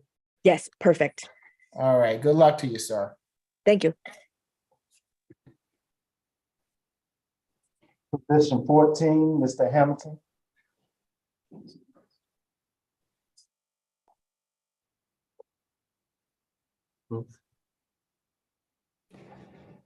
Good afternoon, Mr. Hamilton. I'm Judge Eric Morrow. This is the state court expedited accusation calendar that we're conducting by video. Do you agree to have your case heard by video?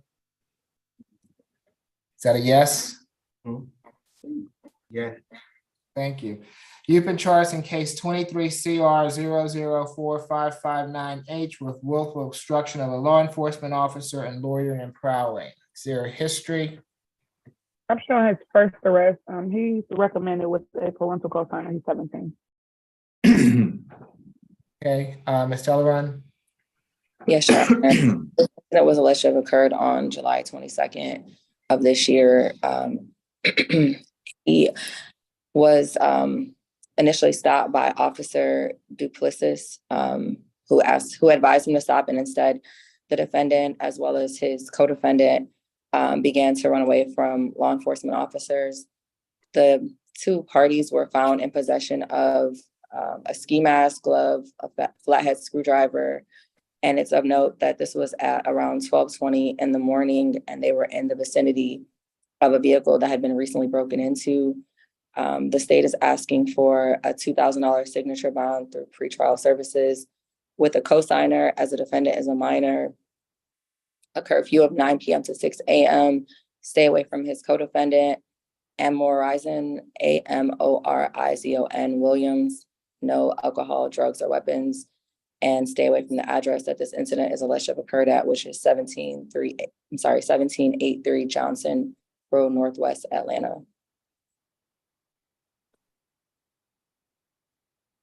Mr. Bartels? Yes, I'm Ms. Tolerian. I'm sorry. Am I pronouncing your name correctly?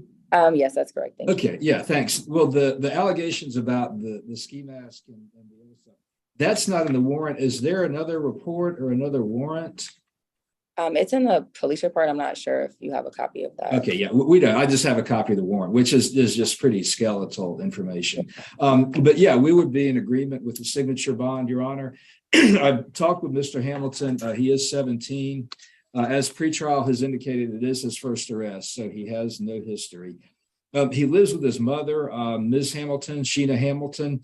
Unfortunately, Judge, I had asked him for her contact information for a phone number, and he was not able to recall it because, like a lot of young people these days, he's so used to using his cell phone, he just hasn't memorized his mother's number. He indicated that she does have a new number that he hadn't memorized yet. I did Google her name and address and came up with one or two numbers that I called, but I'm not sure if they were current numbers or not. So at this point, he's 17 with no history, charged with a misdemeanor. I'm not sure how it would work out if he has to have a co-signer before he gets out of jail. But I would ask the court to consider a signature bond with one condition being that within or the same working day of his release, he report back to pretrial with his mother's contact information, if the court would consider that. It's been my experience, Mr. Bartels, that they need to have someone sign along with some type of utility bill before they accept them in the pretrial. Is that right, Ms. Roberts? If they're underage? Yes. Okay. So it's kind of a conundrum, Your Honor. I'm trying to think Right. some way to satisfy everything. this is his first offense. I'm gonna send him through the jail, Mr. Bartel, so we won't have that. You won't have that issue. Yes, Ms. I'm Roberts. sorry. If you still want him on pretrial, you can waive the parental co-signer. You just have to write down the bond order. Okay, all right, so. As I said, I'm sure he'll be glad to give pretrial his mom's contact information. Okay, so. When he's out. So we will waive it since you can't get in touch with her. So it's gonna be a $2,000, $1,000 each signature bond through the jail. Stay away from the Johnson Road address. No contact with, I think it was Amori Reiser. What was the request of the curfew? 9 p.m. to 6 a.m. Does he have a job, Mr. Bartels? He is not employed, Your Honor, but I'm told that he goes to Douglas High School. And we would ask for an exception to any curfew for anything that's necessary outside those hours, if anything's necessary for school. Okay, so we'll have a curfew from that time unless he's participating in a school activity or unless he's required if he gets a job. No drugs, alcohol, no drugs, alcohol, or weapons while out on bond. And we'll put the waiver on the bond order. Thank you, Ms. Roberts. So judge is going through the jail or through pretrial? He's going through pretrial. Thank you. Okay, good luck to you, Mr. Hamilton. Who do we have next? Position 19, Mr. Mitchell.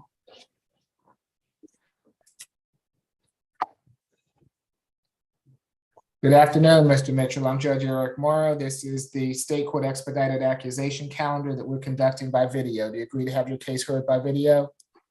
Yes, sir. Thank you. Mr. Mitchell, you've been charged in case 23 CR 004552E with battery family violence. Is there a history, Ms. Roberts? 21 cycles, last arrest July. Wait. It was this month for driving without a valid license. I have to look at the date. He appears to be on probation. 13 SC 119874. The disposition was from March of 2014, 13 years probation. I have to go back and see what that probation was for. Yeah, the driving while without a valid license conviction, 2012. Simple battery family violence conviction, 2011. Death by receiving stolen property conviction, 2008. Aggravated assault conviction, 2007 and 2004. A 2006 conviction for carrying a concealed weapon, criminal use of an article with alter ID mark. And then a 2006 willful obstruction of a law enforcement officer. And give me one moment to state what that probation is for.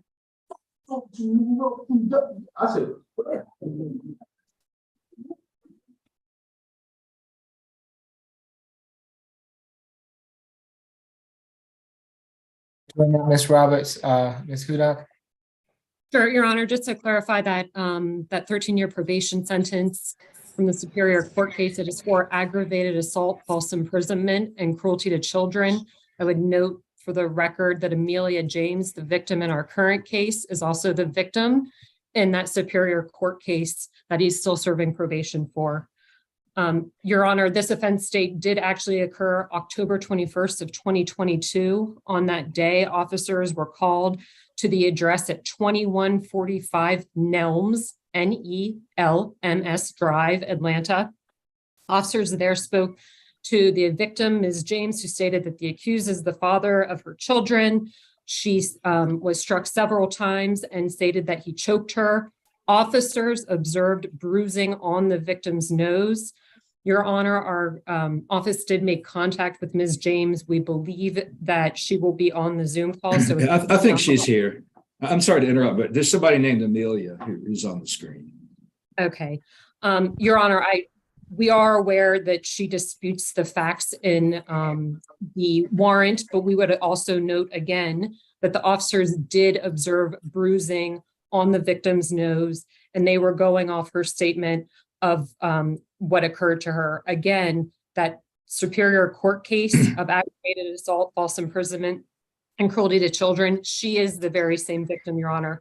For that reason, we are asking for a $10,000 cash bond, no contact with Ms. Amelia James, no drugs, alcohol, or weapons, and a stay away from the address located at 2145 Nelms Drive, Atlanta.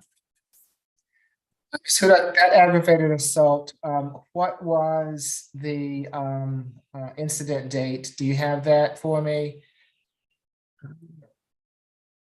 I do somewhere.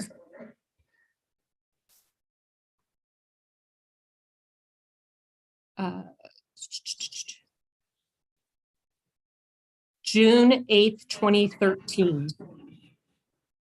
Okay, and what was the date of the disposition? This was October 21st, 2022 is the alleged. No, so what I'm trying to figure out is where this comes in line with all that.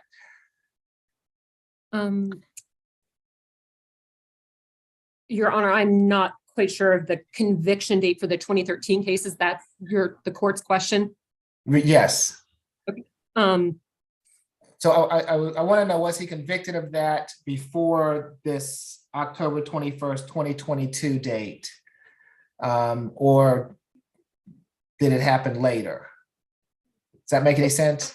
It does. And I can't confirm the date. I do know he was sentenced to 20 serve 7, and that's why he's on probation. So I think the timeline would indicate that he had served a period of incarceration and was out on bond, but I don't know the date. I apologize, Your Honor. Okay, no, you're fine. Your Honor, if I may assist. Oh, please. He was convicted March 10th, 2014. Okay. So approximately 8 years before this incident, but he is still on probation for that incident. Okay, so this happened while he was on probation, and that's what I wanted to know. Thank you. Yes, Mr. Bartels. Yes, Your Honor. I did speak with Mr. Mitchell, and I also spoke with Ms. James as well. I believe she is here. Would you like for me to go to her first? I'm sorry. I'm Mr. here. Bartels. If you want to ask her, sure. Okay. Yes, Ms. James, can you activate your camera for me, please?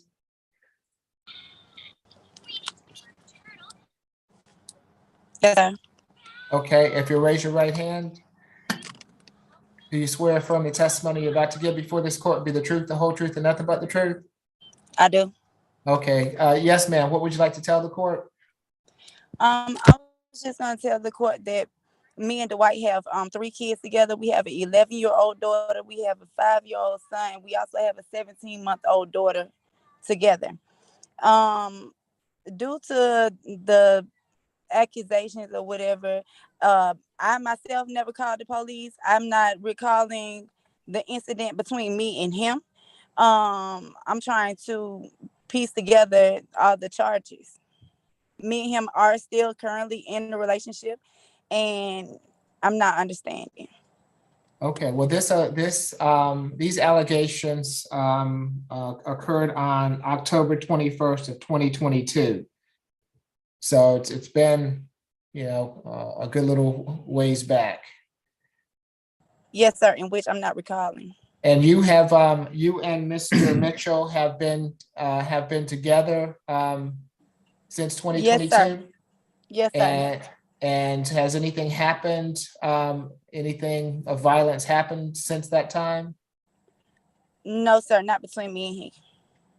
Okay. Anything else you want to tell the court?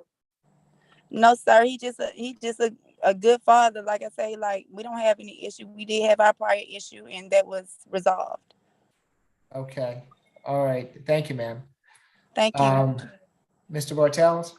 Yes, thank you, Your Honor. I did speak with Mr. Mitchell as well as Ms. James. Mr. Mitchell is 38 years old.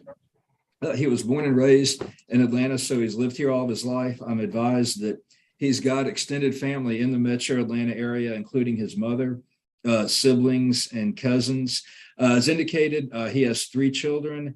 He did advise me that his probation officer was aware of this current allegation and advised me that his probation officer, believed she had some reason to doubt the veracity of the allegations. I tried to contact or find a probation officer that had his case. I wasn't able to do that, but he did work with the court to know that. Again, there's no allegations of any recent difficulties between them. So based on all of that, we would ask for a $1,500 good bond. I think that would be reasonable to assure his appearance in any future court date. Okay, $1,500 good bond, no further violent contact with Ms. James, no drugs, alcohol, or weapons while out on bond. Good luck to you, Mr. Mitchell and Ms. James. Thank you. Thank you. You're welcome. Position 21, Mr. Nelson.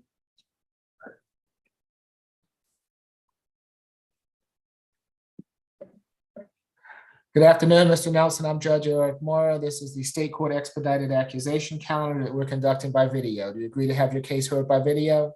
Yes, sir. Thank you. You've been charged in case 23 CR 004547J with battery. Is there a history, Ms. Roberts? I show 6 cycles. Last arrest was July 20th of this year for fixing materials that reduce or increase light transmission. That appears to be open.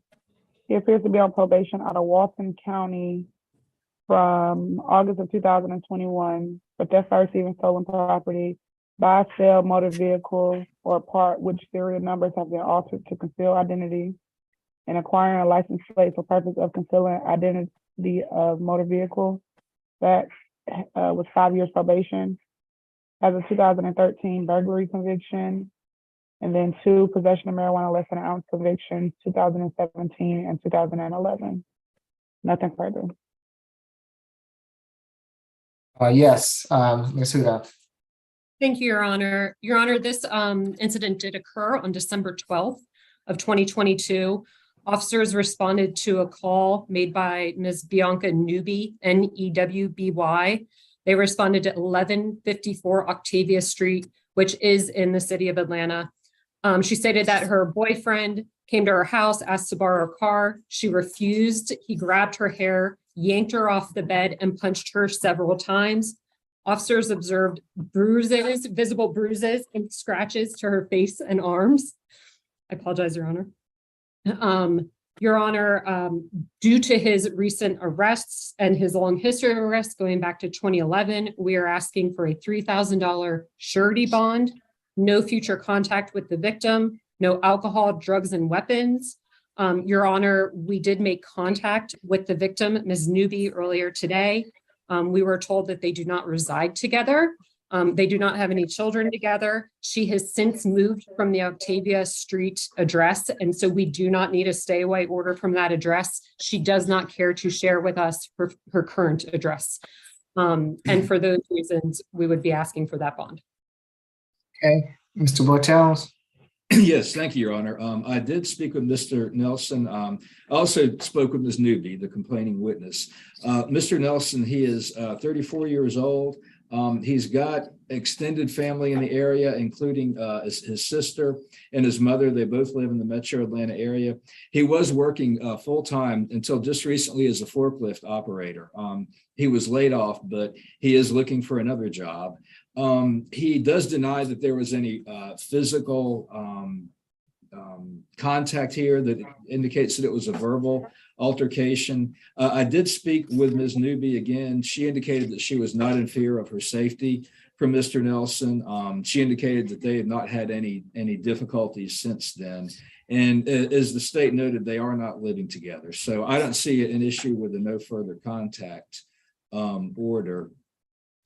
Regarding the bond, we would ask for a $1,500 good bond on the battery charge. He has a history, but I would not describe it as extensive, and I didn't see anything, any violent charges in his history. At least it's on the pre-trial report. So we would ask for a $1,500 good bond. Okay, it's going to be a $1,500 good bond, no further contact with Ms. Newby, and no drugs, alcohol, weapons while out on bond. Good luck to you, Mr. Nelson. Welcome. Position 24, Mr. Runstrom.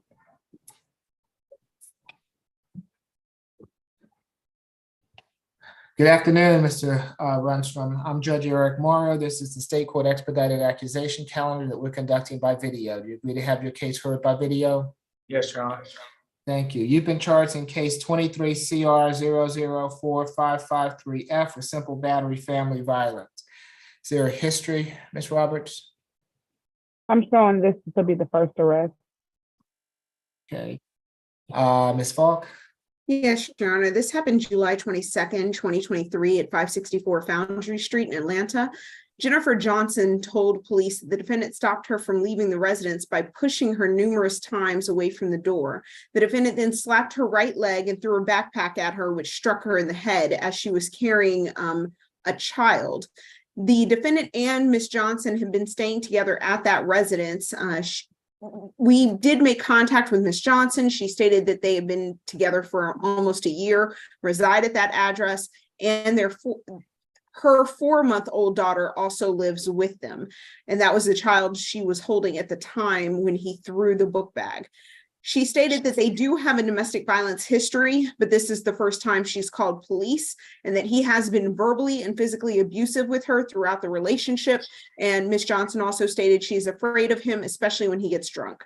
She did confirm the events in the warrant, stated her body and her head are sore. And she further stated she wants no contact, alcohol evaluation, anger management, stay away, and a one-time police escort if the defendant has to come back for his belongings.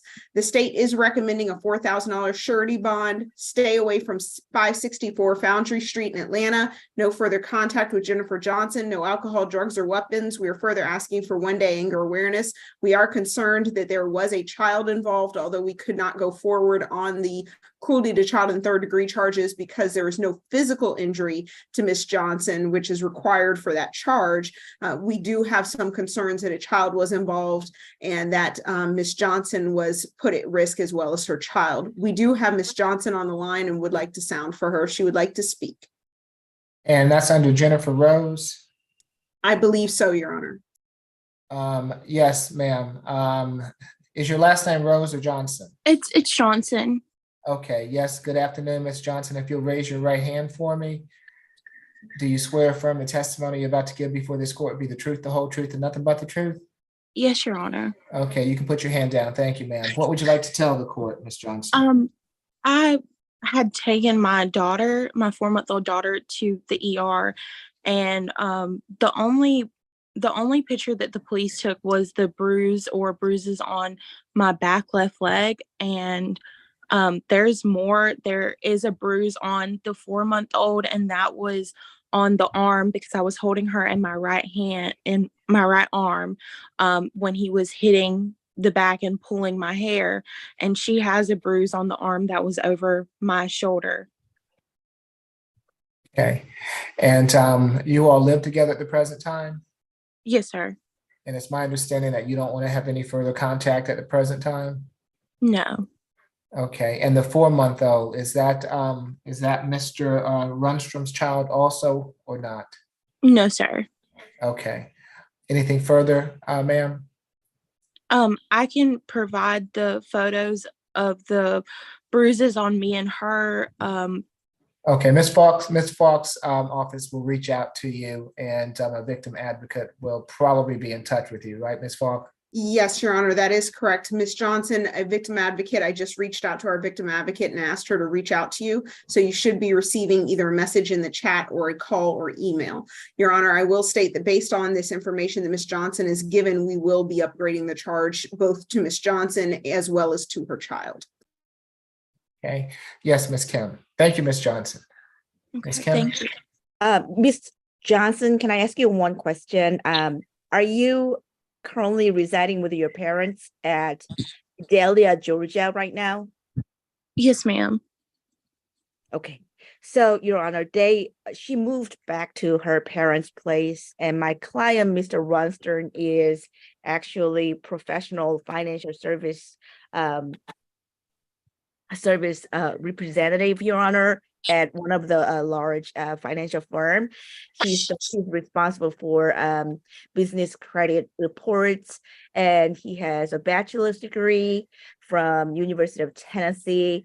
And Your Honor, I would like to request for signature on bond. This is his first ever, and he has no objection to stay away from wherever she is, which is Vidalia, Georgia, Your Honor. And he has no objection to no further contact either. My client denies the allegation, and we would like to request for signature on bond. The place that the incident location is actually my client's place, Your Honor. Thank you. Your Honor, my apologies, Your Honor. I did not I was mean just to gonna, I was just gonna ask her if Ms. Johnson, are you still at that Foundry Street address? I was planning on going back there tomorrow and staying for a couple days to finish packing some of our stuff. Okay, so Ms. Kim, as long as Ms. Johnson is at that address, then Mr. Runstrom's not gonna be able to be there. So he's gonna have to find himself somewhere else to go. So I'm gonna give Ms. Johnson the opportunity. It appears that she's telling the court that she's in the process of moving out. So I'm going to allow her the time to move out. So if nothing further, it's going to be, given the history, a $3,000 signature bond through pretrial per the judge, 1-day anger awareness, no further contact with Ms. Jennifer Johnson. Stay away from the Foundry Street address at the present time. Once Miss Johnson moves out, then he can move back in, but he's going to have to go back one time with law enforcement to make sure that Miss Johnson is not at that address. No drugs, alcohol, or weapons while out on bond. Anything further? Your Honor. Yes, Ms. Johnson. I would like to state that this is not the first time that he's done anything like this, and this is not the first time that he's put our lives in danger. We had a ruling, it is not relevant. Okay, and thank you for that, Ms. Johnson. You'll be able to you will be able, as the case moves forward, to let both Ms. Falk's office know, and you'll have the opportunity in the future. Okay, ma'am. Okay. And Your Honor, I just want to clarify for the record, the state did put on the record that this is not the first time he has been violent with her. It was just the first time she called police. For that reason, we do object to the signature bond. Okay. Anything further? Nothing further from defense, Your Honor. Your client has his hand up, Ms. Kim. Mr. Ronstrom, please give me a call back. I'll be happy to explain everything else right now.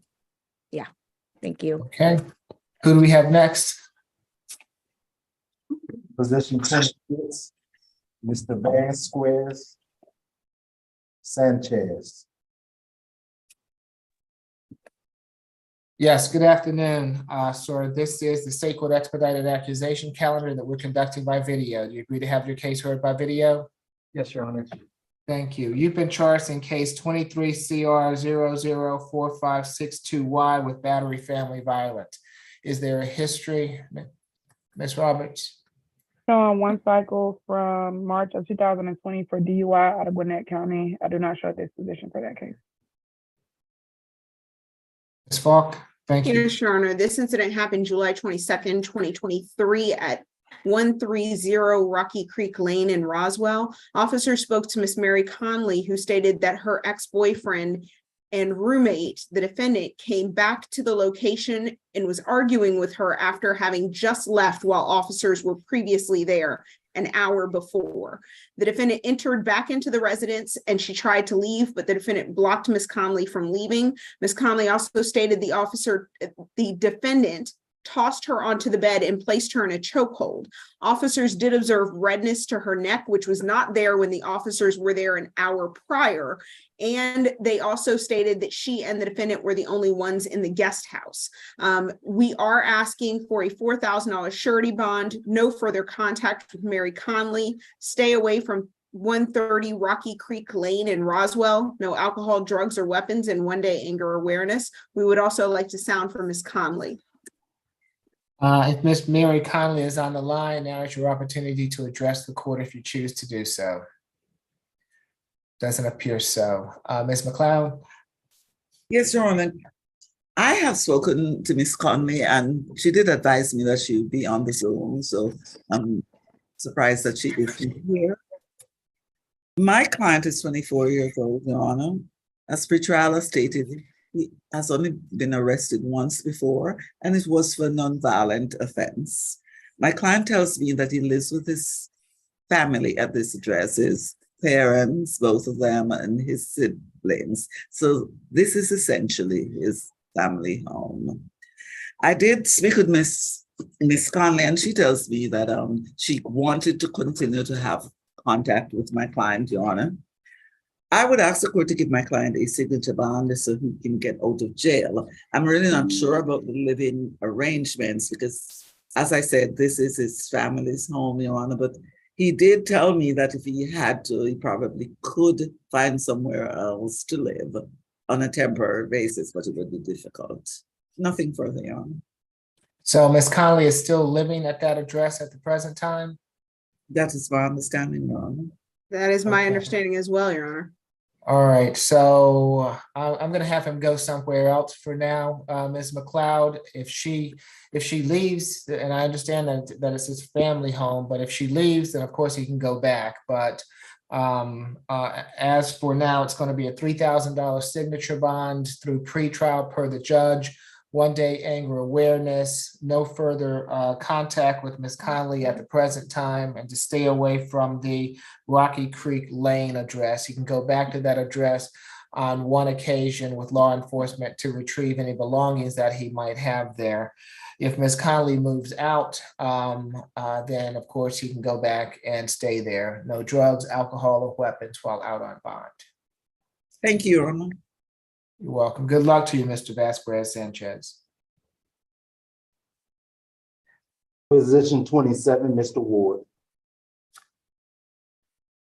Good afternoon, Mr. Ward. I'm Judge Eric Morrow. This is the State Court Expedited Accusation Calendar that we're conducting by video. Do you agree to have your case heard by video? Yes, sir. Thank you. Mr. Ward, you've been charged in case 23 CR 004563E with simple battery. Is there a history, Ms. Roberts? I'm showing this as the first arrest. Ms. Falk? Yes, Your Honor. This incident happened July 22nd, 2023 at 5021 Old National Highway in College Park. Officers spoke with Sergeant Johnson, who stated he had been alerted by and that's the Best America Inn is the address we have at that location. He was alerted, he was working overtime detail and was alerted by security to a woman and a man fighting. Officer Johnson stated that he and the security guard had to remove the defendant from Miss Joncia Fox West.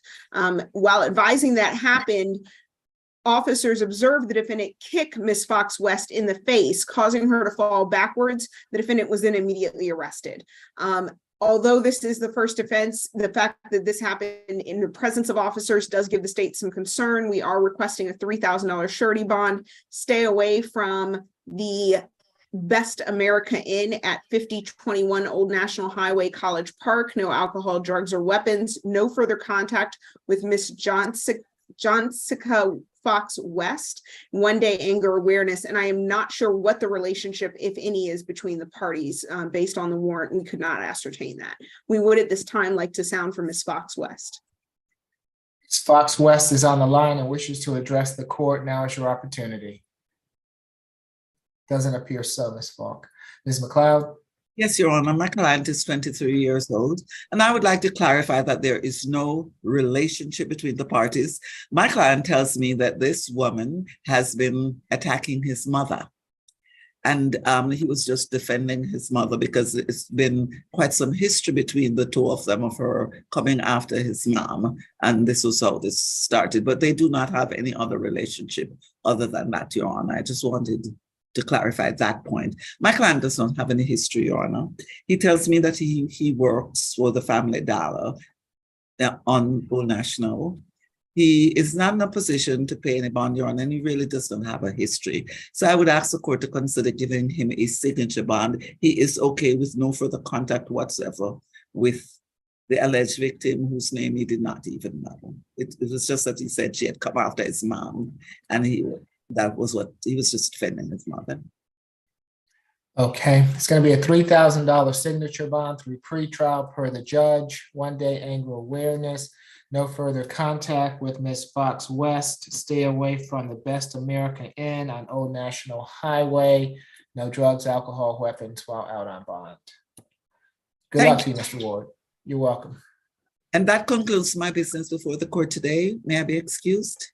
Yes, have a good afternoon, Ms. McLeod. Thank you. I appreciate it. That's it in courtroom 2, but we do have a waive. Okay, is that position 15? Jeremy 15, Johnson? yes, Your Honor. He's waived his presence. If we could go into a breakout room to discuss that, there are some privacy issues. Okay, that's fine. So thank you, courtroom 2. We appreciate it. Let's see, who needs to go into the breakout room? Your Honor, if I could just ascertain, Mr. Bartels, is this based on the facts or is this based on a potential MHET? It's both. Okay. Then it will be myself, Your Honor, and I believe Ms. Hudak is the other individual who will be going to the breakout. Okay. Okay, so Mr. Bartels, Ms. Hudak, Ms. Falk, myself. Then we'll come back and Ms. Kim.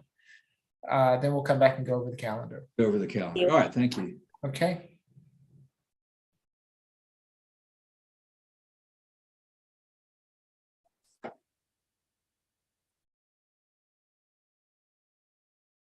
And I'll be in the breakout room with you in just a moment.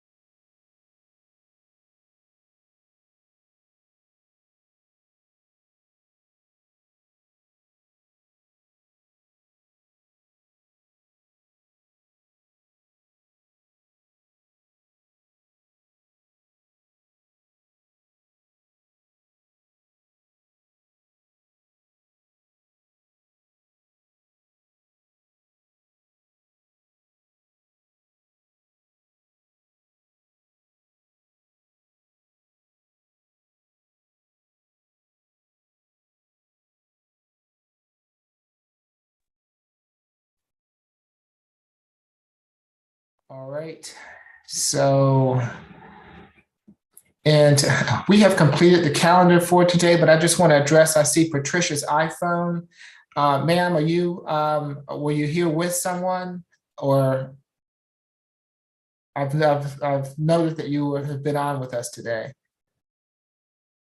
You're on mute, so I can't hear what you're saying. Right, can you hear me now? Yes, ma'am, I can. Were you here for someone today? I was here for my brother Gregory Adams. Miss Kaylee Wills told me to log on at 2. And it was in reference to his case, so I don't know what happened. I don't have a Gregory. Do you, Ms. Wells? Yes, Mr. Adams was on the pull sheet this morning for the misdemeanor calendar, but all of his charges were handled in felony court. I can give you a call after court, Ms. Davis, to explain what all I'm working on. Okay.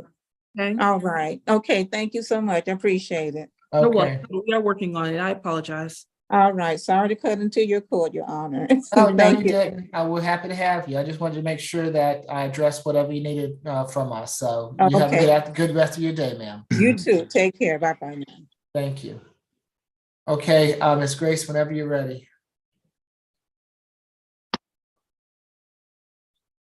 Okay, position number 1 is a 2,000 SOB through the jail. Position number 2 is a $1,000 good bond. Position number 3 is a 3,000 pretrial bond through pretrial per judge. Position number 4 is a $2,000 good bond. Position number 5 is a 2,000 SOB through the jail. Position number 6 is a 3,000 pretrial per judge. Position number 7 is a $1,000 good bond. Position number 8 is a $2,000 good bond. Position number 9 is a 3,000 SOB through the jail. Position number 10 is a 10,000 good bond. Position number 11 is a 5,000 good bond. Position number 12 is a 2,000 good bond. Position number 13 is 1,000 SOB jail. Position 14, 2,000 pretrial per judge. 15, 3,000 good bond. 16, 2,000 good bond. 17, 3,000 SOB through the jail. 18, 2,000 pretrial per judge. 19, 1,500 good bond. 20, 5,000 pretrial per judge. 21, 1,500 good bond. 22, 3,000 pretrial per judge. 23, 2,000 SOB. 24, 3,000 pretrial per judge. 25, 2,000 good. 26, 3,000 pretrial per judge, and 27, 3,000 pretrial per judge. Any questions, concerns, or comments? That's what I've got. Was position 23 SOB through the jail or pretrial? SOB through the jail. Let me just check my bond order as well. SOB through the jail is what I have. Thank you. Could you please repeat 16 and 18? Yes. I apologize. No problem. 16, $2,000 good. And you said 18? Yes, ma'am. 2,000 pretrial per judge. Anything else? That's it for me. All right. If not, we appreciate it. You all have a good Thank rest you. of your Good seeing you, day. Judge. Okay, Judge, I'm Always. sending the bonds over right now. All right, very good. Thank I'll you. see y'all tomorrow. All right.